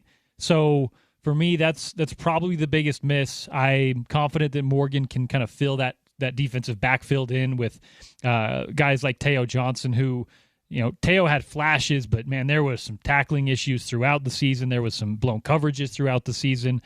Smith Snowden will be felt in the versatility where you can just throw him at any point on the field, any which side of the field, right, and get production out of him. But same story there. There were still room for critiques on that, especially late in the year with one Smith Snowden. I think, to be fair to him, that was when he was maybe asked to do a little too much when he was playing offense and his tackling was maybe not up to par. That's when you're asking a lot out of a player, and that's tough to replace as well. But yeah, I look at so far J.J. Buchanan, John Henry Daly, one that you hate to lose that, but you don't understand or don't know yet what he looks like post surgery. So yeah, that's the one I zero in on is JJ. All right, one more thing here. And I promise I'm not going to do this every day. I need a drink of water. Everyone calm down. We're not going to do this every day, even though we could, okay? It's on YouTube, so you can drink. You can pause. You're on video. Okay, well, it's water. Because the radio listeners might not. Throat's getting a little dry. Everyone calm down. We could do this every day, but we're not going to do this every day. But we're going to do it right now for a minute. Okay. It's just impossible not to see all of these Ute fans basically implying that Kyle Whittingham has completely destroyed any goodwill that he has built up here in Salt Lake City. 21 years as a head coach, 30-plus on staff, okay? I am of the opinion, and this is the only time we're doing this today, y'all can go behind your, anonymous names on social media and flex and say things you would never say in real life. The people that have their names on their profiles, at least I can give you the credit for actually being brave enough to stand behind what you said. The rest of you are cowards. The internet is where cowards go to feel brave. And I'm just going to say this. There's nothing Kyle can do to change what he built here for 21 years as the head coach and 30-plus years as a coach on staff. To imply anything other than that is completely blind. And also, I understand the frustration of losing players that would have stepped in and done a great job for Morgan next year. I understand both sides. When it gets to the personal stuff, when you're tagging these young men, when you're tagging their family members, and when you're going at Witt's family, namely his daughter, who was present on social media last year, that's where you lose me. And if you're not going to put your name on it, you are a coward. You are a coward's coward. So, Porter, again, we're not going to do this every day because every time a player announces that he's leaving Utah, as Smith Snowden just did, to go play for Witt, you see the seedy underbelly and the ugliest portion of what college football fans represent. I'll say it one more time. Nothing changes what Kyle built here over 21 years. I will always be a fan, and I hope he kills it at Michigan. And I believe it's Morgan's time, and he's the right guy. I'll give you the final word on this. Yeah, well, and I'll echo the sentiment on Witt and his tenure here, his legacy here, and I'll use that word without any apologies because he built this program to what it is. Now, we'll give credit, of course, to Urban and Ron McBride and others as well, but the large part of it is what Witt built, right? And I, like you, understand the frustration. I don't understand the vitriol. Like that's where, again, you lose me. And I do think it is the vast minority who are just very loud on social media. So you see the same 10 to 15 people doing the same thing on the same accounts. They're tagging 18, 19, 20-year-old kids based on where they want to go to school and where they want to live their life the next few years, right? That's as you mentioned, the seedy underbelly that I just don't jive with in college football or sports in general. Now, that being said, do your thing. Fan how you want to fan. But yeah, if you're gonna do it behind anonymous accounts and get like genuinely personal about it, then I don't really have time or energy for you. And again, you are probably wrong in a lot of cases. And the one that is real true is Kyle's stature here, his time here. That stuff you can't really take away. Regardless of how you feel about it this week, right? If you're like a season ticket holder, a fan who's just pissed off and you're seeing your favorite players leave, get your frustration out. Okay, we'll talk to you in a few years when you maybe have some perspective and that statue's probably built, and you can go on from there. I misspoke earlier. Let me clean this up. BYU did lose one player to Michigan. Max Alford, a linebacker, 3-star recruit. He's going to go play for Witt. So Utah losing 5 players, BYU losing 1. But we'll focus on the positive today. Devin Dampier has announced in a video that features only handsome, charismatic, funny, charming people that he is coming back to play for Utah next year. All right, League One Volleyball is Salt Lake's first professional volleyball league. The next home game is January the 22nd. Get tickets at lovbsl.com. That's lovbsl.com. 2 hours down, 2 hours to go. We'll switch gears. The Utah women's basketball team is off to a great start to the season. Their head coach, Gavin Peterson, joins us coming up next. Dave Fox live in studio. We'll get to the 5 o'clock hour of the drive after that. So keep it here on a Tuesday on ESPN 700.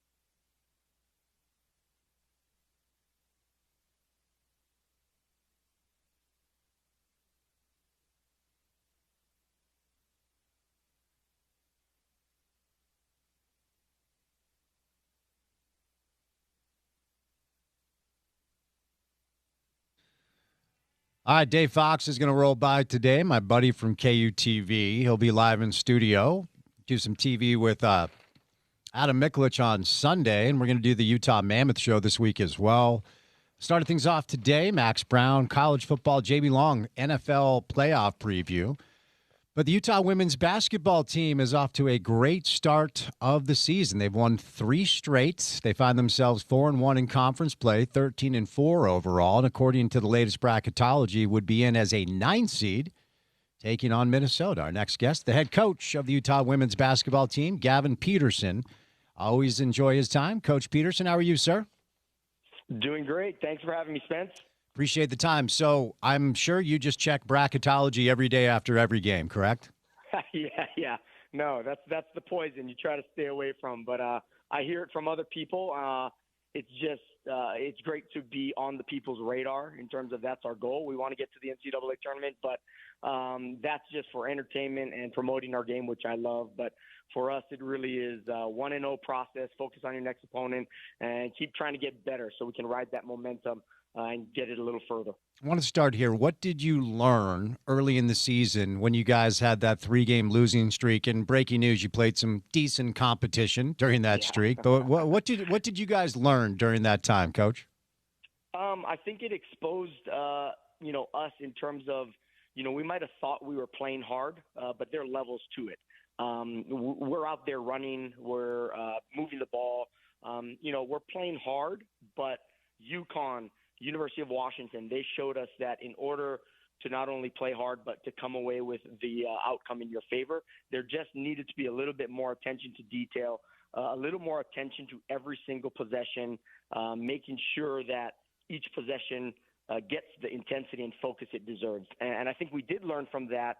We're able to get some practices in. We're able to get some healthy bodies back towards the end of December, and we're still learning.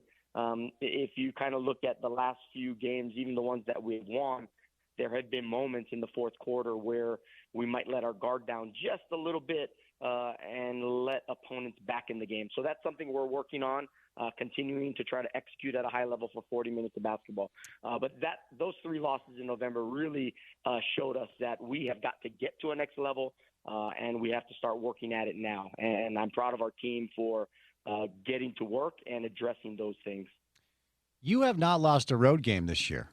I'm just noticing this. I mean, I know you just did the Kansas sweep, but you guys haven't lost on the road. And look, when it comes to, and you had to replace some pieces. This isn't. You have some players coming back, but it wasn't a total rebuild. But it's somewhat of a newish group, and being able to go to road venues and get wins, Coach, that's a really, really good sign. What do you attribute that most to? I think it's a credit to our players and our coaching staff. The way we handle traveling on the road. We know it's a business trip. We are very professional about it, but we also spend time with each other and enjoy each other's company. So we're not just locked in our rooms, on your phones or just watching TV. We really interact and we joke around. Like some of those moments and memories that you make on road trips, those are the ones that last you a lifetime. So we really pour into that relationship that side of our program. And, our coaching staff, our assistants do a great job. They're playing board games during downtime. A lot of times I'm watching film, but the assistant coaches and the support staff, they do a great job of making sure our kids are enjoying the time out there on the road. So I think it's how we travel is the big reason to our success. What is the personality dynamic when you guys are on the road? Like, who are the silly ones? Who are the ones that like to act out? Who are the ones that are the leaders? Like, when it comes to building a team and building relationships, when you guys travel, take us kind of behind the scenes, Coach. What's it like? Yeah, I think we're a fun bunch. I think starting with our coaching staff, I tell dad jokes literally every day. I'm sure they're sick of them already, but I just show them that I can be goofy as well. I think Coach Jace, Coach Jordan, Coach Morgan, they do their part as well. Our analytic and video coordinator, Joey Trish, he's one of one, man, and he makes sure that we are on our toes with a lot of his comments here and there. And then our players, Maddie and Lonnie being seniors, they know that, there's a time for passion and intensity to showcase itself. But in the down times. It's that human relationship element that really comes to light. And then you have Kyra Evans, Reese Ross, LA. We are a bunch of smarty pantses. We can take it as good as we give it. And nobody's off limits, including myself. So we have fun with it. It's great banter whether it's at dinners, at restaurants, on the bus, it's always a good time. When we had you on right after you took the job, we talked about what you would try to carry over and what you would make your own. And it's interesting. We're going through that on the football side of things. I don't know if you heard, Coach, there's a new football coach at Utah. And the guy that used to have the job, I think he's in Ann Arbor now. I'm not if you've been following the news cycle. So I wanted to kind of kick the tires with you about that progress, whether it's offense or defense. What have you tried to carry over from obviously a very successful run under Coach Rob, and what is your own? How is that going? Yeah, I think with a new team, and like you mentioned, and you alluded to it earlier, we lost a lot. So putting together a new team already has, I think, our coaching staff's stamp on it. But in terms of like trying to change and put my own wrinkle to it, there really hasn't been much change. Coach Roberts and I got here in 2015. We poured into the program, established it. She was a great person to work alongside of because she gave me a lot of those responsibilities, included me in a lot of those conversations and decision-making moments. So there really wasn't a lot to change. I think this year in particular, because we lost so much, we're kind of starting from scratch. People might be familiar with some of the names with Lonnie White, Maddie Wilkie, Reese Ross. But other than that, everybody else is new, and putting together a new team, we find out early on what we're capable of, what we're not, what strengths are ours, what are the weaknesses that, can we get better in a short period of time, or do we have to wait till the off season? Those are ongoing weekly conversations. But we're kind of in a rhythm where now I think we know enough about our current roster where we're going to play to our strengths and try to eliminate as much as the weaknesses as we possibly can. And part of having a new team and that new synergy, it's reflected in our turnovers, which I'm not too happy about because I feel if we can cut that number down, I think our scoring increases just a little bit. So I keep challenging them in that department, and hopefully we can continue to improve in that department. Yeah, I wanted to get there, and we'll move into that space in a moment as far as what you want to improve upon. And it's interesting, Coach, as you know, the game of basketball has really changed over the past 10, 15 years. Like when I was coming up and playing on one side of the floor, it was I was a point guard, so it's the guards over here, and then the bigs are over here, and the bigs are working on drop steps and 2-foot paint catches and making sure they're the George Mikan drill with your right and left hand, and we're working on outside shooting and ball handling. And I am going to set the number at 15. So all due respect to Cameron and Samantha and Alyssa, we love you, but you've only shot a few threes here. So of the 8 players, Coach, that have shot 15 threes, so we're going to put Brooke in there because she's 7 of 15, they're all shooting over 30%. Right. And, obviously, that's kind of when I watch your team, and it's not just something that's unique to you. Everybody's searching for it at this point. Is that an intentional thing that you guys practice, regardless of the position, whoever you are, if you're open, and they say if you're open, it's actually selfish not to take the shot. You want everybody to, I'll characterize it as a green light. Is that fair? Absolutely. We shoot in practice a lot. And again, it goes back to, we want the versatility of all of our players, whether you're a 5-player, a 4-player, athletic, long 3-player. We want to make sure that we can make the defense wrong in whatever scheme they want to apply to our team. So part of being able to do that is being able to stretch the floor. And if you do have 5 people or, at worst, 3 to 4 people on the floor at all times that can shoot the 3, you really can create some space. And that opens up driving lanes, cutting lanes. And then as a post player, if you get the ball inside, we're rarely seeing a double team just because you got to pick your poison. We ultimately, everybody has the green light. We run our offense with such good pace and tempo that when the defenses do make a mistake, our players are shot ready to capitalize on that. And the best shot a lot of times is the open shot. So we preach that a lot. And, in the recruiting process, we tell our recruits that you will become a better three-point shooter just because of the amount of shooting we do. Our coaching staff will also pour into you and help you with some technical things here and there, not changing your shot, but just, here or there, seeing a few things that will also add to that and make you a really good three-point shooter during your course of your tenure at Utah. So that's something we've believed in for a long time, continue to preach, and we'll continue to play that way. The turnover conversation is interesting to me because, during the Warriors' insane run with Steph and Clay and Draymond and Durant, and when KD went there, they became unfair. They were always one of the teams in the NBA that turned the ball over the most. And it turned into this conversation when I was covering the NBA. It's like, well, turnovers don't matter that much. I'm like, well, if you have Durant and Steph and Draymond and Clay, they don't matter that much. But because during that time, the Jazz were running into turnover issues. But when it comes to, when you're trying to even the playing field, if the line of delineation between most teams are pretty even, I still am old school and believe taking care of the basketball is important. How do you coach that, though? Because you don't want to, take away their ability and willingness to be aggressive. You want them to take chances and make plays and get out and run and all those things. So the line between staying aggressive offensively but taking care of the basketball, coach, sounds like what?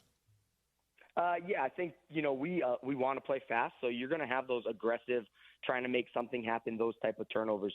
The conversations we have as a team, if we're averaging near 19 turnovers, I'm not saying get to 8.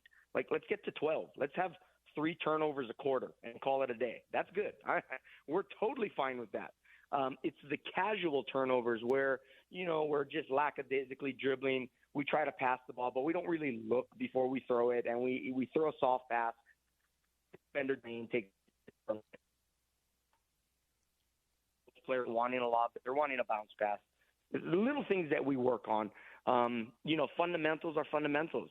There's a time and place for one-handed passes, and then there's a time and place where you absolutely need to be strong with the ball, rip it through, and be able to make a good crisp pass on a straight line. Those are the turnovers that we continue to fight and continue to really harp on them to eliminate.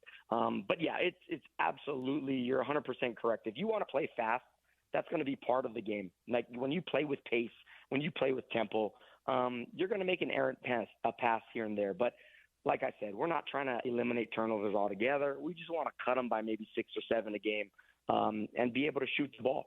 Like if you can give us 6 to 7 more 3-point attempts a game, chances are we're going to hit, 2 to 3 more threes a game. It's really the only metric, as I'm going through the Big 12 rankings at this point, it's really the only metric where you guys aren't at least, you're 13th in blocked shots. Okay, if we want to go there, that's fine. But the turnover margin is the only thing that's kind of hurting you. But the thing is, your assist to turnover rate is good. You're top 5 in that category. So you guys, and then when you look at the league leaders, you're tied for second in the league, but you don't have a top 15 scorer. So it does feel like it really is everybody eats. Move the basketball because the assist to turnover ratio is good, and you have a balanced attack where you have, I think, 8 players averaging more than 6 points. Yeah. I think that's, the Utah way in terms of passing up a good shot for a great shot. That's been the case for many years, established with Coach Rob. And obviously, I'm going to carry that forward as long as I possibly can. And people can argue that against you, like, well, you don't have a go-to player at the end of games. Well, we're trying to figure that out too. We do have a lot of young kids that could potentially be that for us. We also have Lonnie White and Maddie Wilkie, and Reese Ross, who can, maybe handle those things come the end of the year when we need that. But, we like sharing the basketball.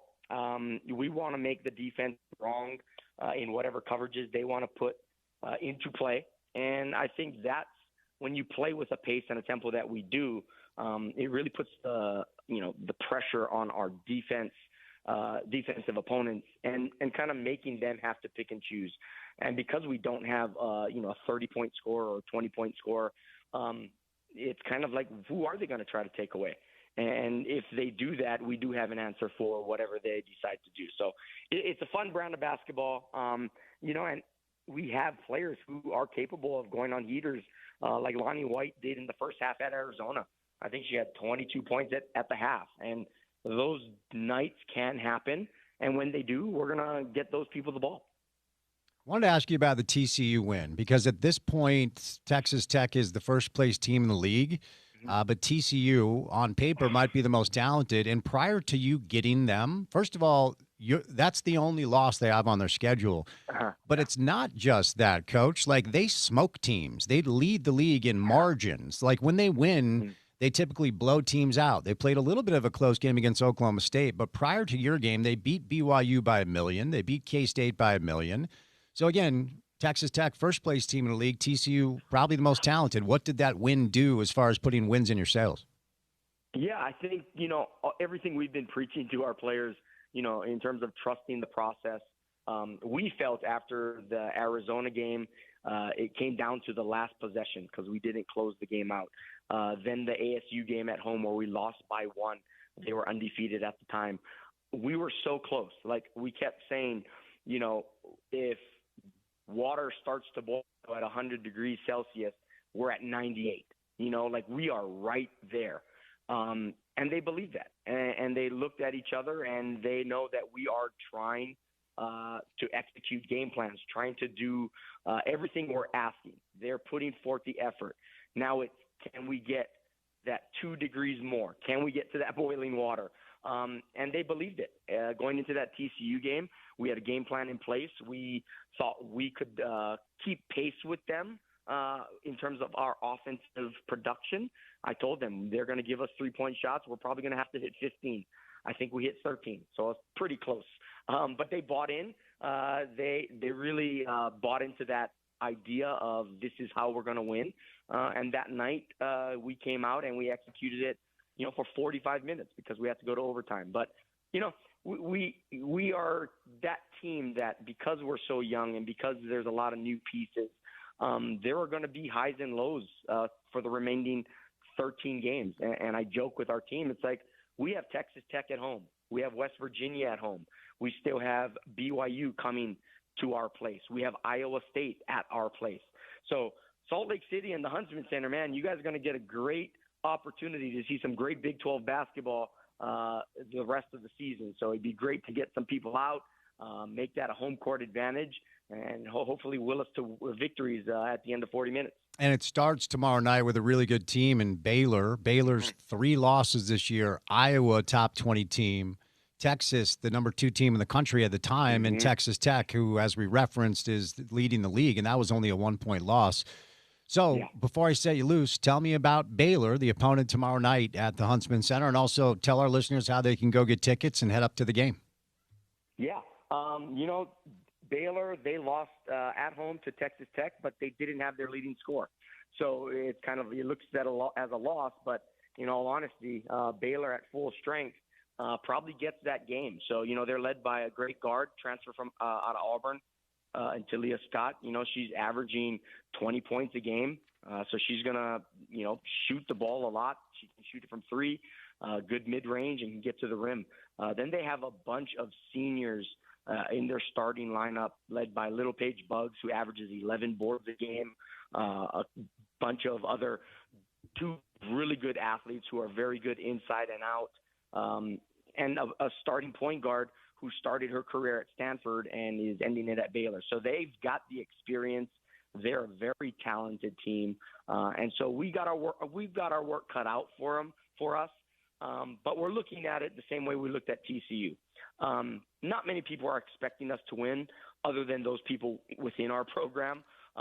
So we are going to show up. We have a game plan together. We're going to focus. We are going to put forward an effort for an intensity for 40 minutes. And, it's another opportunity for us to get a good quality win. But again, they're the ranked team. They're established. They have what we want, and we've just got to be the hungrier team. So exciting game. We've had to go to Waco the last 2 years, so it's good to get them a good team like Baylor into the Huntsman Center in front of our fans, and hopefully it's a great environment and they can help us, down the stretch. And people can get tickets. Go online. I think tickets for this game and Texas Tech game are at $5. So check your social media, check our website, and we'll see as many people there as possible cheering on us Utes. Well, Coach, thanks for the time. It's always a pleasure. Congrats on the recent run. Keep going, and we'll get you back on soon, okay? Awesome. Thank you, Spence, and go Utes. All right, Gavin Peterson, head coach of the Utah women's basketball team, off to a 4-1 start in conference play. They're 13-4 overall.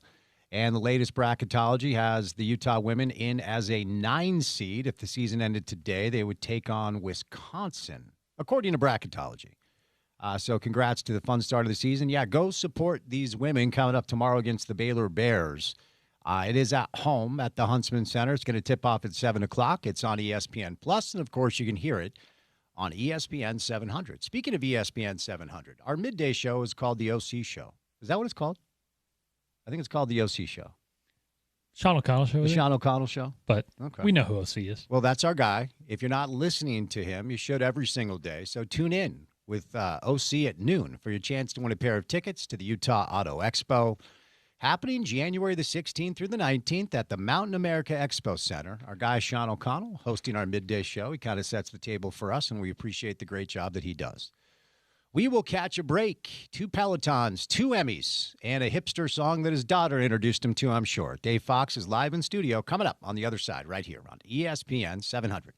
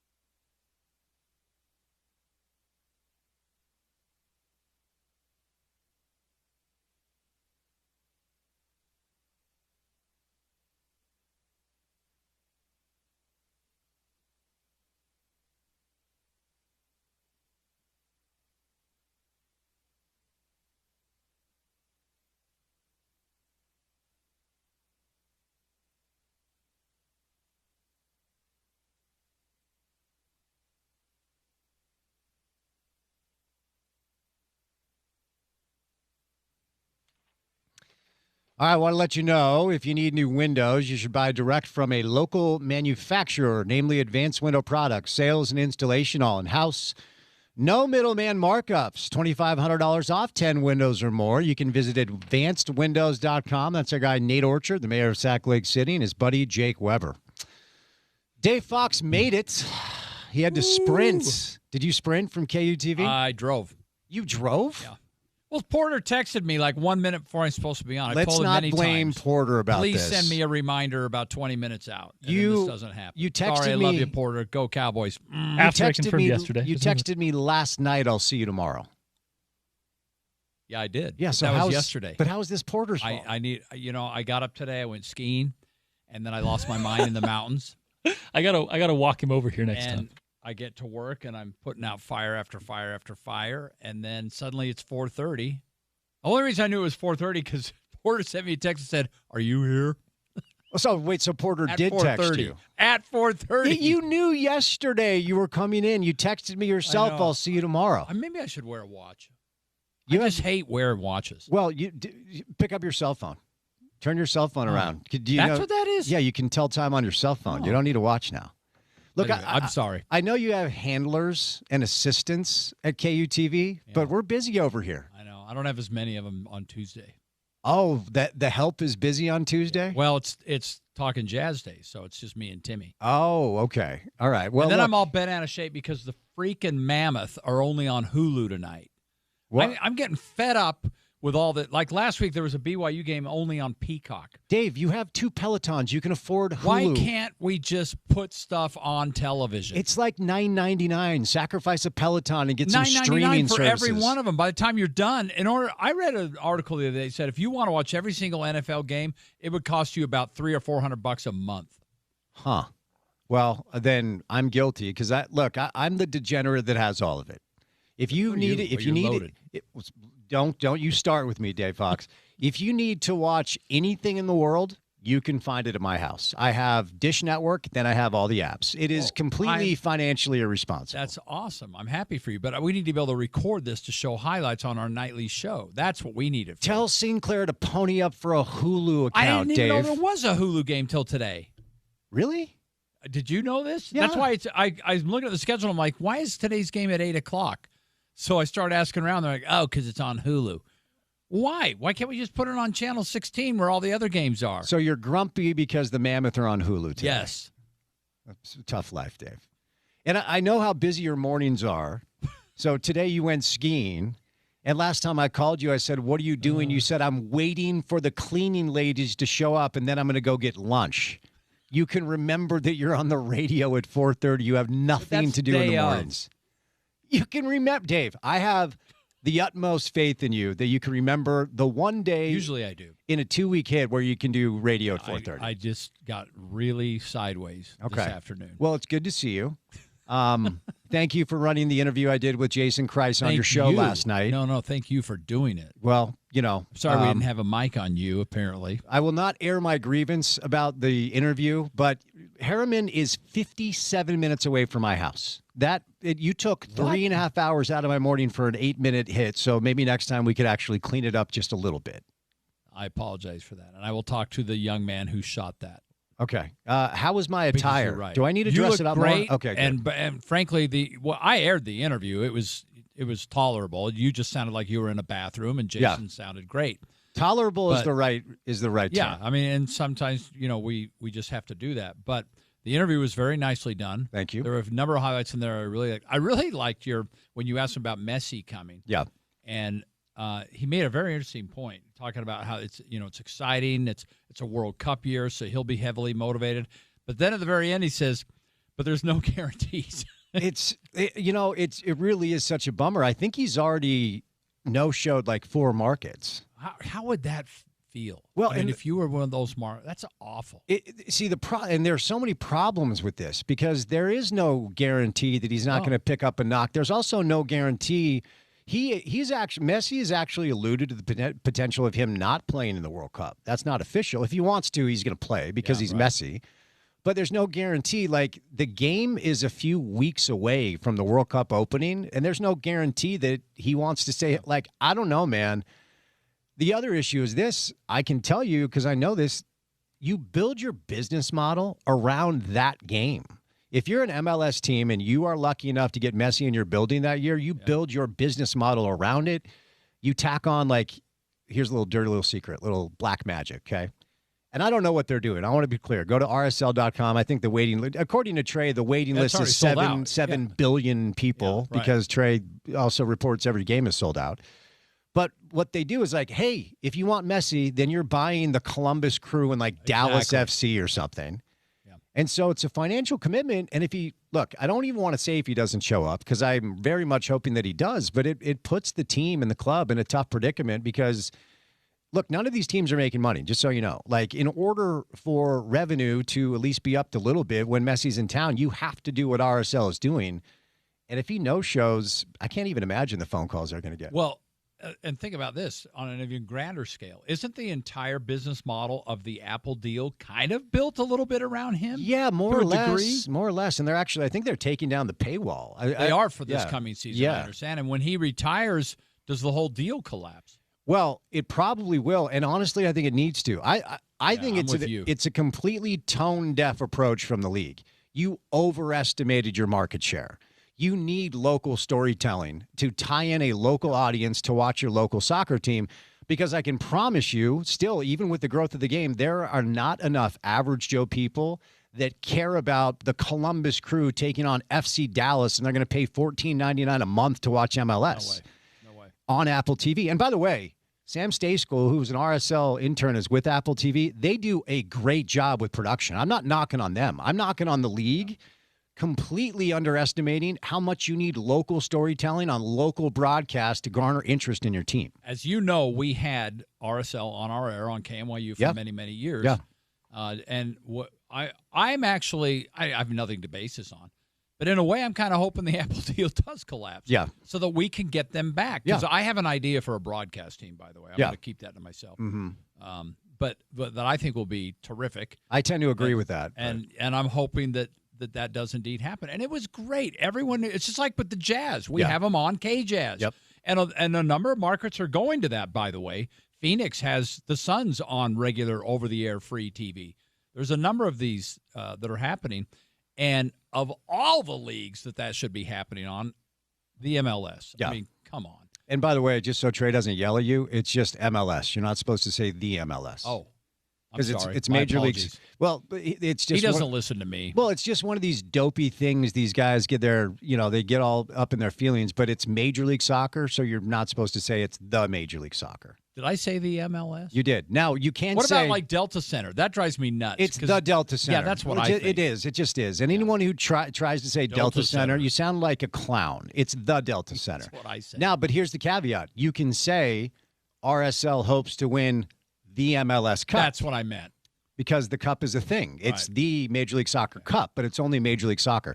Look, this conversation is a perfect example of why this is a dumb league. It is. It's ridiculous. And I hope the MLS you can't no goes away from Apple. That's all I'm saying. Yeah. The Apple. Yeah. Take the Apple and stick movies on it. Yeah.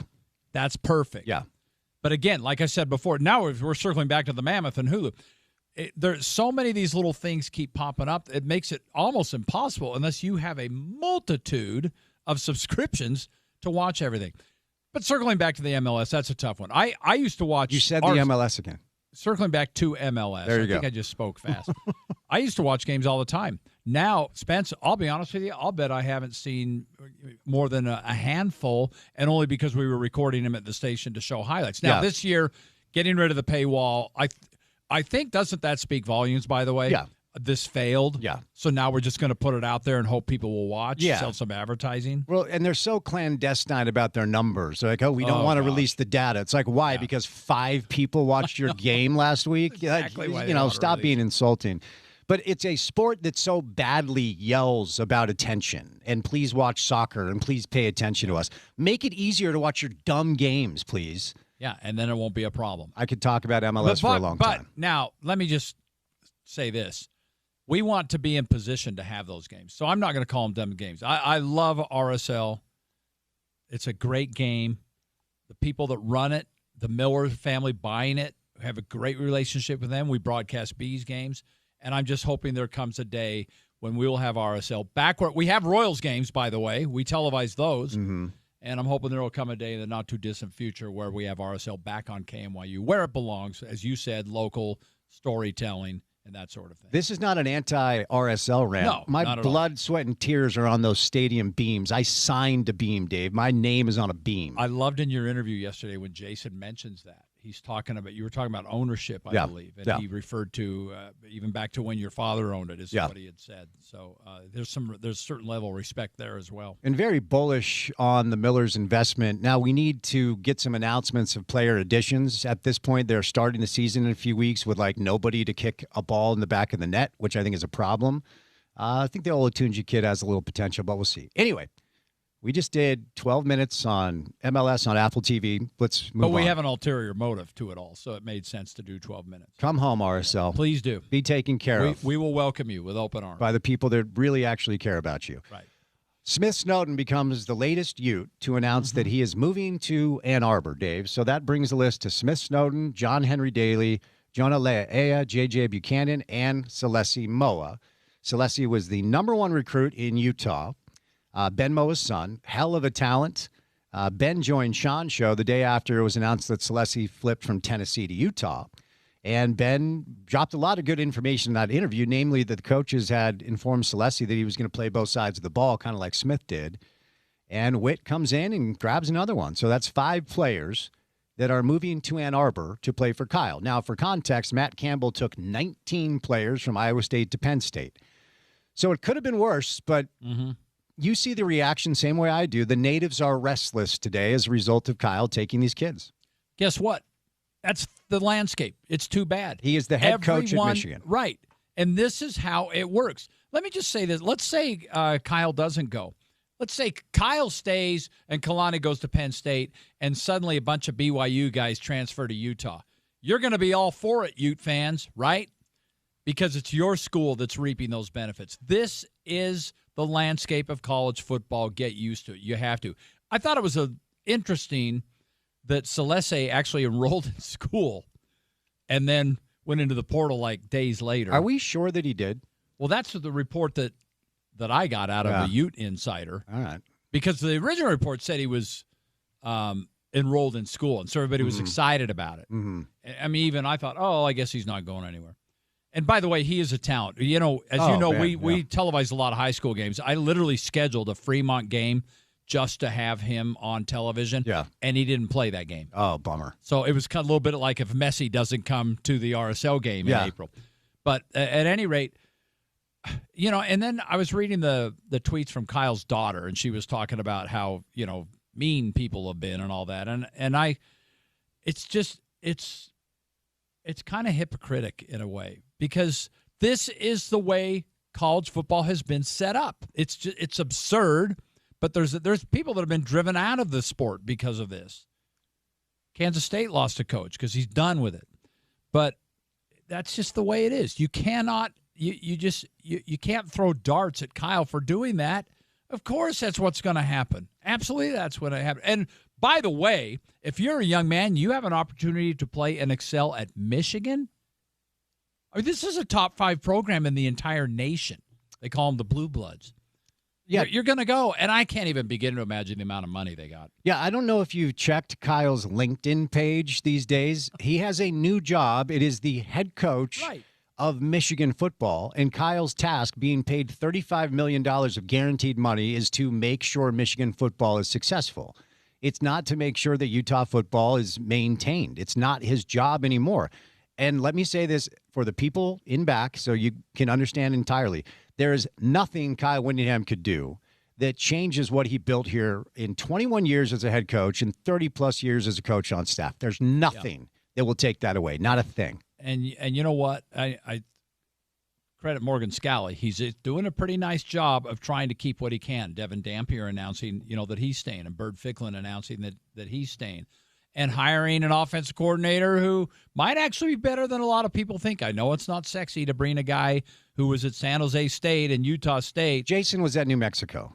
Exactly. And that's worked out. And, I think Morgan's doing everything he can to keep this program going in the right direction. And he said at his press conference, you heard the whole thing about how it's not always about the money. Sadly, it is kind of about the money.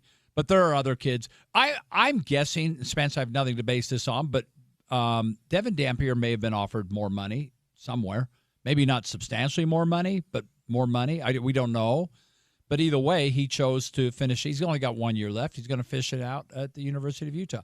But again, circling back to Kyle and the staff that he brought with him, you can't blame any of those guys. And maybe some people think, well, why would you want to move to Ann Arbor? First of all, Ann Arbor is a nice little town. It's awesome. It's Ann Arbor very, very rules. nice. I mean, talk about college town. It's great. I mean, the biggest building in that town is the football stadium. It's not even close. But football coaches, by and large, are more used to relocating. It's not that big of a deal to them. It's probably different for Kyle and certainly a little bit for Jay Hill.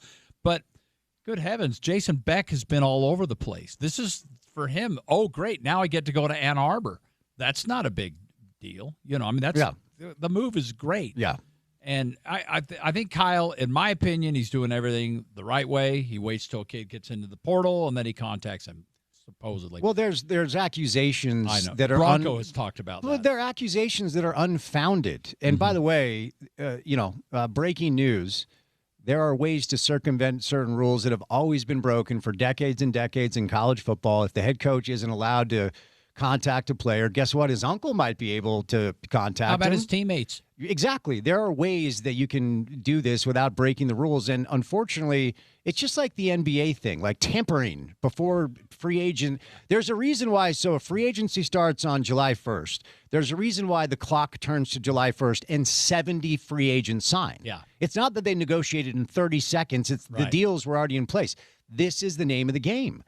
But you referenced Jason Beck, like, for all of these Utah fans, and I understand, I want to be clear, I understand that it hurts. These are really good players and really good coaches. Yeah, they are. You prefer that they're here, and I get it. I would imagine you don't spend a ton of time on New Mexico football Twitter, but last year they were irate that Utah took their offensive coordinator, their quarterback, their running back, their wide receiver. Like, this is how you do it. It's how you build programs. And for Utah, and Morgan has done this, they've got all these transfers from Montana and San Jose State, all these smaller schools, because they believe they can level up. Yeah. It's like Cam Ward, Incarnate Word or whatever, and suddenly he's the number one pick in the draft. You have to identify talent from smaller schools and bring them to your level and believe they can acclimate. And guess what? That's what Michigan has done to Utah. It's just the name of the game. And I'm glad you brought up the New Mexico example, and by the way, it's a double whammy there. Because Bronco leaves, takes a bunch of people with him to Logan, and then Jason Beck leaves and takes a bunch of key people, by the way, including the starting quarterback, with him to Salt Lake City. And what does New Mexico do? They rebound with a great year. You have to deal with it. Yeah. But nobody said, oh, we shouldn't have taken those guys from New Mexico. That was mean. No, you're trying to build your program. Yeah. Kyle's getting paid a lot of money to coach the top 5 team in the entire nation. And by the way, there is a lot of pressure in that job. I think he can handle it, and I think he's built the kind of coaching staff that can handle it. But there is pressure to win, and you're going to do anything you can to get the best players and coaches in there, and that's what he's done. Yeah, there's pressure to win, and also he's not 28. Yeah, that's true.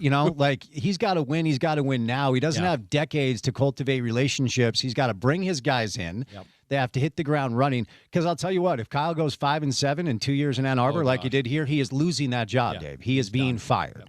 That's the pressure. But I don't think he will. But you're right. Yeah. And you know what? I'm going to be watching.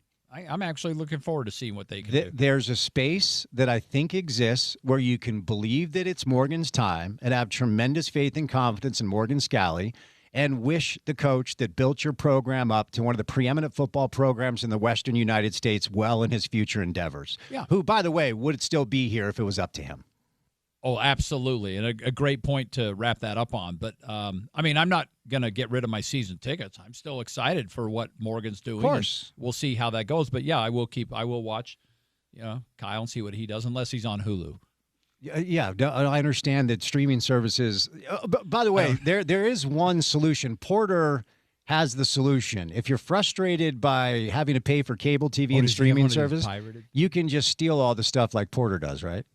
I don't do that. Porter, can you send me your Hulu login? I've got a YouTube. I've got all the have things, Hulu? and I pay for them. You I pay need for Hulu. YouTube? I need the Mammoth game tonight.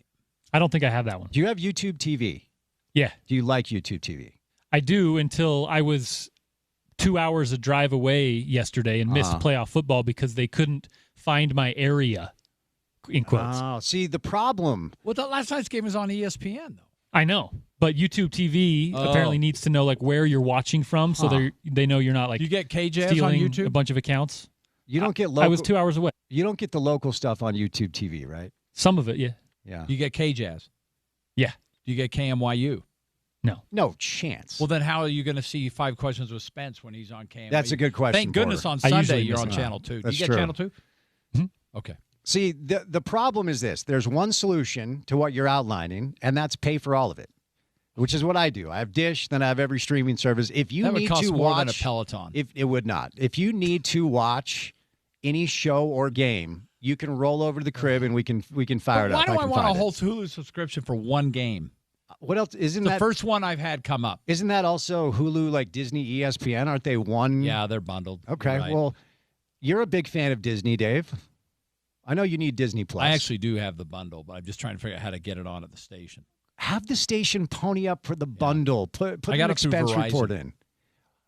Very nice. But I'm having trouble logging into it because I just did that. So. All right, Dave. Before I set you loose, I don't know. The Jazz beat the Cavs last night. Dude, what is up? All I know is I realized I was kind of rushing home. I'm like, oh, I'm late to turn on the Jazz game when the Hornets were in town. I turned it on, and it was 40-14. It was 40 the Hornets, to 14. Yeah.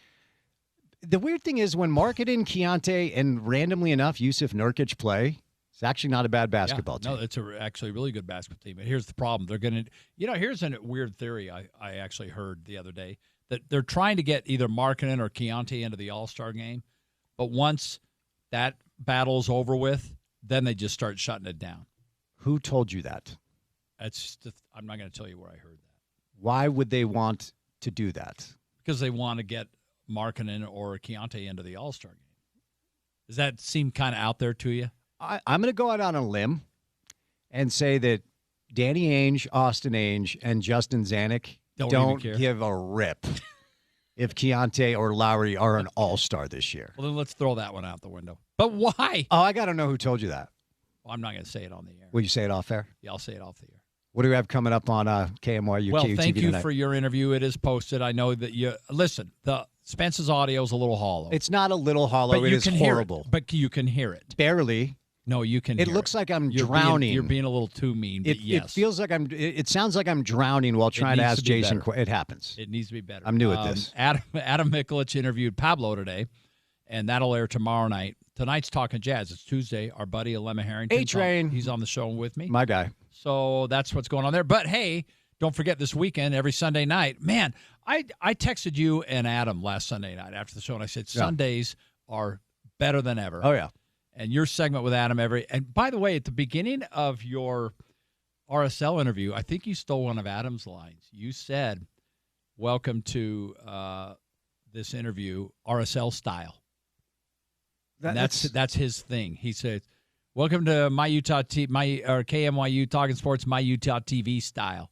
I can promise you I didn't intentionally lift that line from Adam Mikulich. Well, you were looking into the camera, so that was a little bit different. That's it's the most brilliant move in local TV. It absolutely is. But that'll be Sunday night, the Adam and Spence segment. Do you have a name? Is there a name? He named it, and it's Adam and Spence. Adam and Spence. And I didn't push back on it. That's our names, and that's it's what it is. But you know what? It's 10 minutes of gold.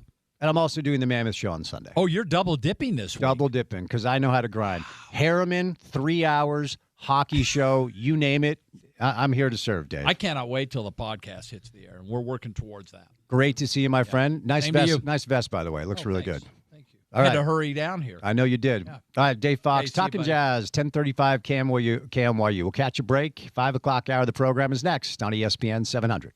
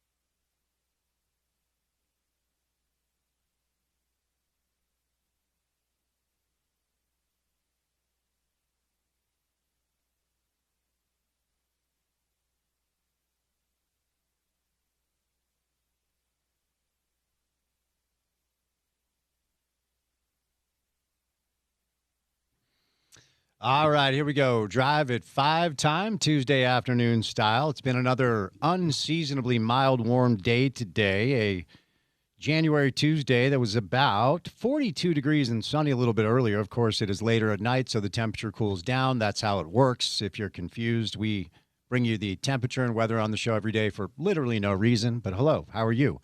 Happy Tuesday, 5 o'clock hour of the program starts right about now. Kind of a light night in local sports. The Mammoth are in action, taking on the Maple Leaves. That's going to be an 8 o'clock dropping of the puck because, as we just discussed with Dave Fox, that will be on Hulu. How about the nerve of Dave Fox blaming you for him forgetting that he had a radio hit today at 4:30 that you scheduled like a week ago? It's always the producer's fault. That's the one rule of radio. But when he said that he was skiing and waiting for the cleaning ladies, that's when I got offended. I'm telling you, man, now that I'm working over there with our guy, he does have a tremendous amount of help and assistance and people. Dave has formulated this unbelievable career for himself where he's basically been doing this for 35 years and doesn't have to do much of anything. Which, hey, you grind for a while, I'm sure. Yeah. And then for 30 years, you do that. Tremendous delegator, Dave Fox is, but Dave stopped by and he's upset that he has to pay for streaming services to watch games from time to time, which is kind of part of the deal. But the Mammoth are in action tonight. It's a night off for the Jazz. It's a night off for the Utes. It's a night off for the Cougars as well. Tomorrow, jam-packed college and pro basketball night. The Utah women will take on Baylor at the Huntsman Center. That's a 7 o'clock tip. We had Gavin Peterson on earlier. Head on up there and support these young women who have played really, really well to start conference play. They've won 3 straight. They are in all the bracketology projections to be an NCAA tournament team. The men will be in action tomorrow against a really good Texas Tech team on the road. 7 o'clock, that game can be seen on Peacock and, of course, can be heard here on ESPN 700. The Jazz will be back at it against Chicago after beating Cleveland last night. Jazz started a 5-game road trip last night with a win over our old buddy Donovan Mitchell and Bountiful High's Sam Merrill. So some good stuff there. We'll get you the updates on the transfer portal news. It has been a busy day, both good and bad for Utah. Some BYU news as well, but the 5 o'clock hour of the program today is brought to you by Prize Picks. Now, new year, new you, whether you're starting a new routine or making player picks for the first time, trying something new can be hard, but in life and on Prize Picks, it always feels good to be right.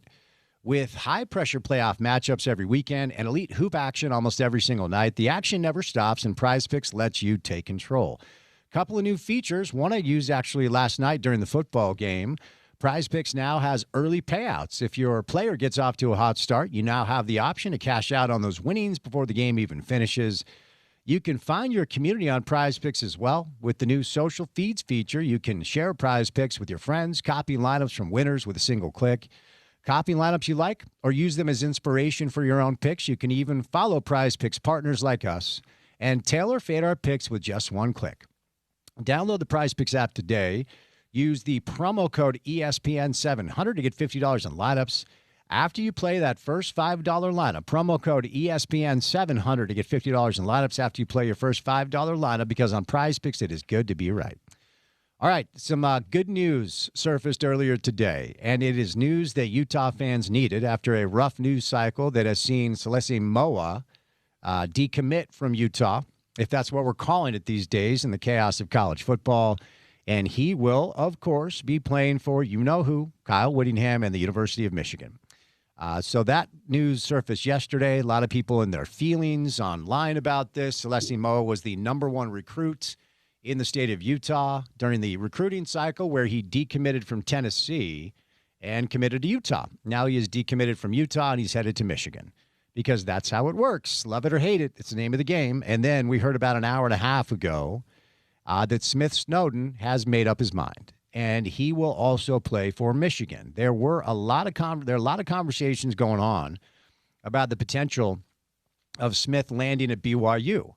He took visits to Notre Dame, he took visits to Oregon, and then took a visit to Colorado, and then decided about an hour and a half ago that he will play for Witt, and he will play for Michigan. So that brings, and I think we talked about this earlier, when you look at the list of players that are still in the transfer portal that have left the University of Utah, all due respect to these young men, I don't think there's another player that Witt would want to play for him at Michigan. Smith was kind of the final name we were watching out for. And so the final total, and I'm going to say final because this is my belief. Of course, things could change as the transfer portal will close on Friday, is 5 players following Kyle to Ann Arbor. Smith Snowden, John Henry Daly, Jonah Lea'ea, J.J. Buchanan, and Celesi Moa. So that's the news that's tough to stomach today if you're a Ute fan, losing a lot of really, really good players to Michigan. Dallas Vakalaki will play for Penn State. Te'o Johnson is headed to UCLA. But the piece of good news that permeated throughout the course of the market with a very charming video, I must say, full of charisma, intelligence, and just basically aesthetically pleasing good looks. Is that fair to characterize? Like, if I asked you, Porter, to characterize the video that Devin Dampier sent out today, how would you describe it? I mean, you covered it there. I will say that the inclusion of Leo in the Wolf of Wall Street. Oh, yeah. Lovely. Yeah, that's what I'm saying. I mean, a lot of hot people in that video. Devin, Leo, me. Who else? Morgan. There was a Morgan Scally. I have seen some people giving Morgan some heat for the hair. Oh, yeah. It might be time, but also man. I really respect when someone just doesn't care, right? Yeah. Anyway, Devin Dampier's coming back to Utah. But no. Hold on. Let's stay in the space for a second. Because I'm always a believer that when it's time to punt, you just got to punt. I don't know. Don't always go on 4th down then, huh? Well, I mean, when it comes to the hairline, like LeBron. Oh, by the way, we've got something to do with your boy LeBron. He created a self-serving 23-year patch that he is going to wear on his jersey this year. I think they're going to auction it off for charity, too. Don't stop. That's the whole, like, hey, raise money for the Boys and Girls Club. No, he stabbed an entire city in the back. Like, for his greatness, here's the deal, man. Everyone in their life needs one person that can say no. Needs one person that can grab you by the shirt collar and say, this is a bad idea. Don't do this. LeBron clearly has nobody that can actually be like, dude, don't do that. Continuously throughout his 23-year career in the NBA, now we know exactly how long he's been playing. Nobody in his circle that can tell him no. No, you're not wrong on that. It's not uncommon with folks in that high of a place. I will say, I've never said he's not cringy at times. That's true. Okay. I just think he's, at worst, the second greatest basketball player to ever step on planet Earth. He's incredible when it comes to his skill set and his size. Look, I'm not a LeBron hater, but the stuff he does sometimes. Anyway, back to our guy Morgan, okay? So I've had 2 occasions, and I'm not going to say the names out loud, where I've had a couple of buddies show up to a dinner, and it's like, at this point, we're sporting a comb-over. It's time to take out the Bic. It's time to take out the razor and just bite the bullet and get it done. Now, Morgan, I think, has a little bit of he's got like a Peyton Manning dome. I mean, there's a reason why he was such a good football player. That's a head. Morgan's got a head on his shoulders there. It's rather large. So Morgan Scally's shaved head. What would that look like? I don't know. I mean, he grows a good beard. He does grow a good beard. Maybe you can throw that in there. You could always, hey, $500 million of private equity money. Trip to Turkey, get those famous implants done. I don't know. Are you good with AI? Can you do AI things? Okay. Every time that AI pops onto my phone, I just throw it. Yeah, I can't do it either. Maybe somebody out there can AI Morgan Scally bald, because there have been a couple of shots where our guy's holding on. Look, it's none of my business. Do what you got to do. Wear a hat as much as you can. But I think the shaved head, full beard look actually might look good on Morgan. I think so, too. Okay. I think that might be the answer. Anyway, non sequitur. Or just rock it. Indeed. Non sequitur. Devin Dampier announces that he's coming back.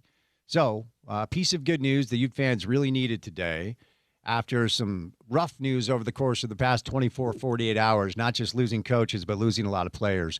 So, Devin Dampier, Bird Ficklin back in the fold. We talked about some of the composite rankings earlier today. Utah actually, according to the composite rankings, really is not in that bad of a spot. Now, there are several players that have signed to play for the Utes that are from smaller schools that we'll need to get to know. But that is proof of concept. I mean, let's not forget where Jason Beck was a year ago before Utah hired him, where Devin Dampier was a year ago. where Wayshawn Parker was, right? I mean, these New Mexico transfers turned out to be awesome for Utah. And so this is kind of a scenario where, like it or not, you got to believe in Morgan's ability to analyze talent. And when he hired Kevin as the new offensive coordinator, a lot of people, including myself, surmised that this might be a bit of a love letter to Devin. Similar offense to Jason Beck. You can do what you did under Jason, under Kevin, so no need for you to go anywhere. So a piece of good news for Ute fans is Devin Dampier has returned for Utah football next year. Big news out of pro football. Mike Tomlin has stepped down. 19 years with the Steelers, included a Super Bowl. The Pittsburgh Steelers have had 3 coaches over the past 56 years. Unbelievable stability. So a 19-year run comes to an end as Mike Tomlin has stepped down. Over the past few weeks, a lot of tenured coaches. John Harbaugh, 18 years in Baltimore. Mike Tomlin, 19 years in Pittsburgh. And then, of course, Coach Witt, 21 years here. All moving on. Now, according to reports, Mike Tomlin is not planning to coach next season. The Steelers actually, it's kind of a weird thing because he has 2 years left on his contract. So, in a way, they retain his rights. Meaning, if he wanted to go take, like, the Dolphins job, the Steelers would actually have to, like, trade him for, like, a piece of draft capital or something. The Texans undressed the Steelers last night. Aaron Rodgers looks like he will ride off into the sunset and probably start a horrifically unlistenable podcast. All right, we'll catch a break. Coming up on the other side, we'll do some college football. There is a game left in 6 days. Indiana and Miami will battle for the national championship. Our buddy Max Brown joins us. We'll say goodnight at 6 right here on ESPN 700.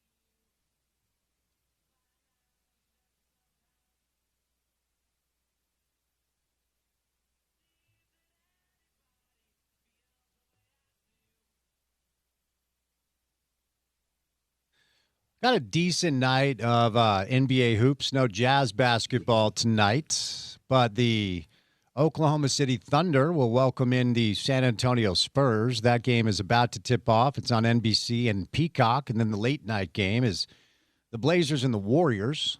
So no Jazz basketball tonight.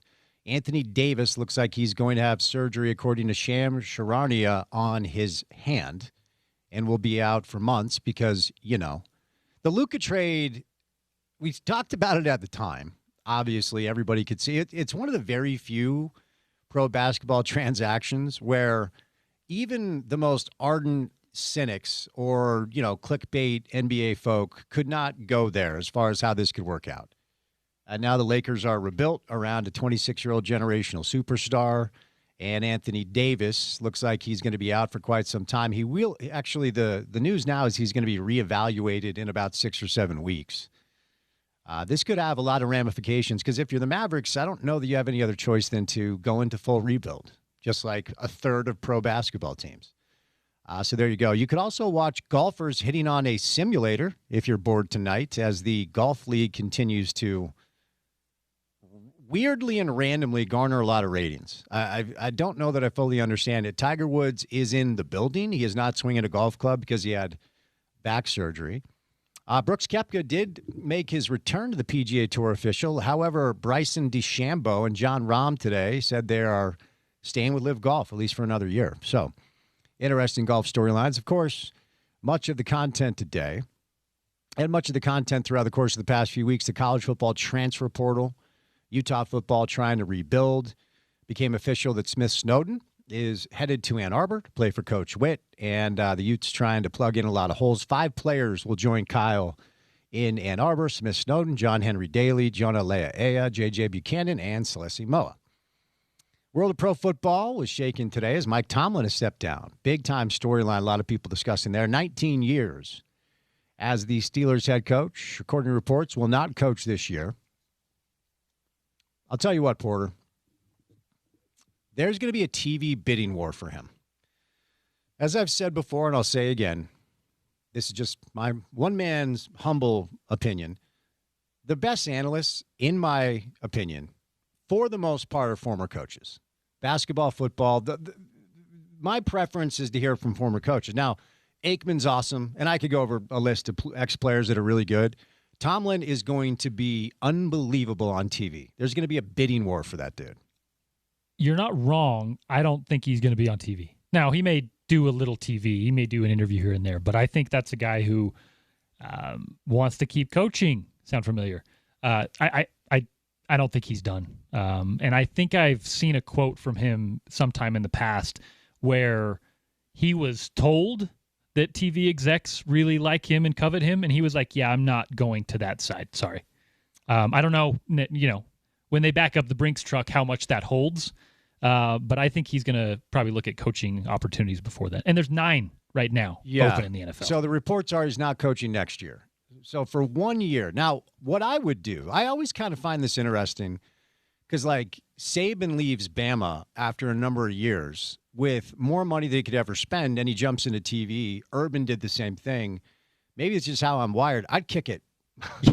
I'd just, like, not do anything. Yeah, you wouldn't see me ever. I'd do whatever I wanted to do. I'd travel. I'd play golf. I'd hang out. I'd have a good time. I wouldn't be – maybe it's just how these guys are wired, like chomping at the bit to get back to work. Because a TV gig like Saban has, it takes work. I mean, you can't just show up. Yeah, like as you mentioned, you do what you want. I would literally be in the middle of nowhere in a forest picking berries. I don't know that I really picture Mike Tomlin doing that, right? It's just a different – we are wired differently. So while I don't get it, that's probably not what he's going to be doing. Like you said, he's not going to coach for 1 year. I think part of that is because there's a little contract thing with the Steelers. I would say come 2027, that's going to be a hot name on the job market.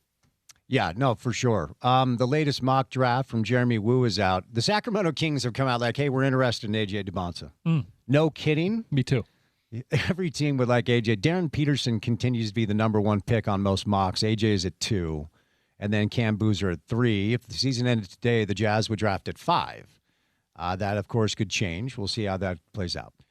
All right, we'll get out of here for a Tuesday show. We'll say goodnight. Porter, what comes our way on a Wednesday edition of the program? On a Wednesday edition of The Drive, we're going to chat with our friend Andy Phillips.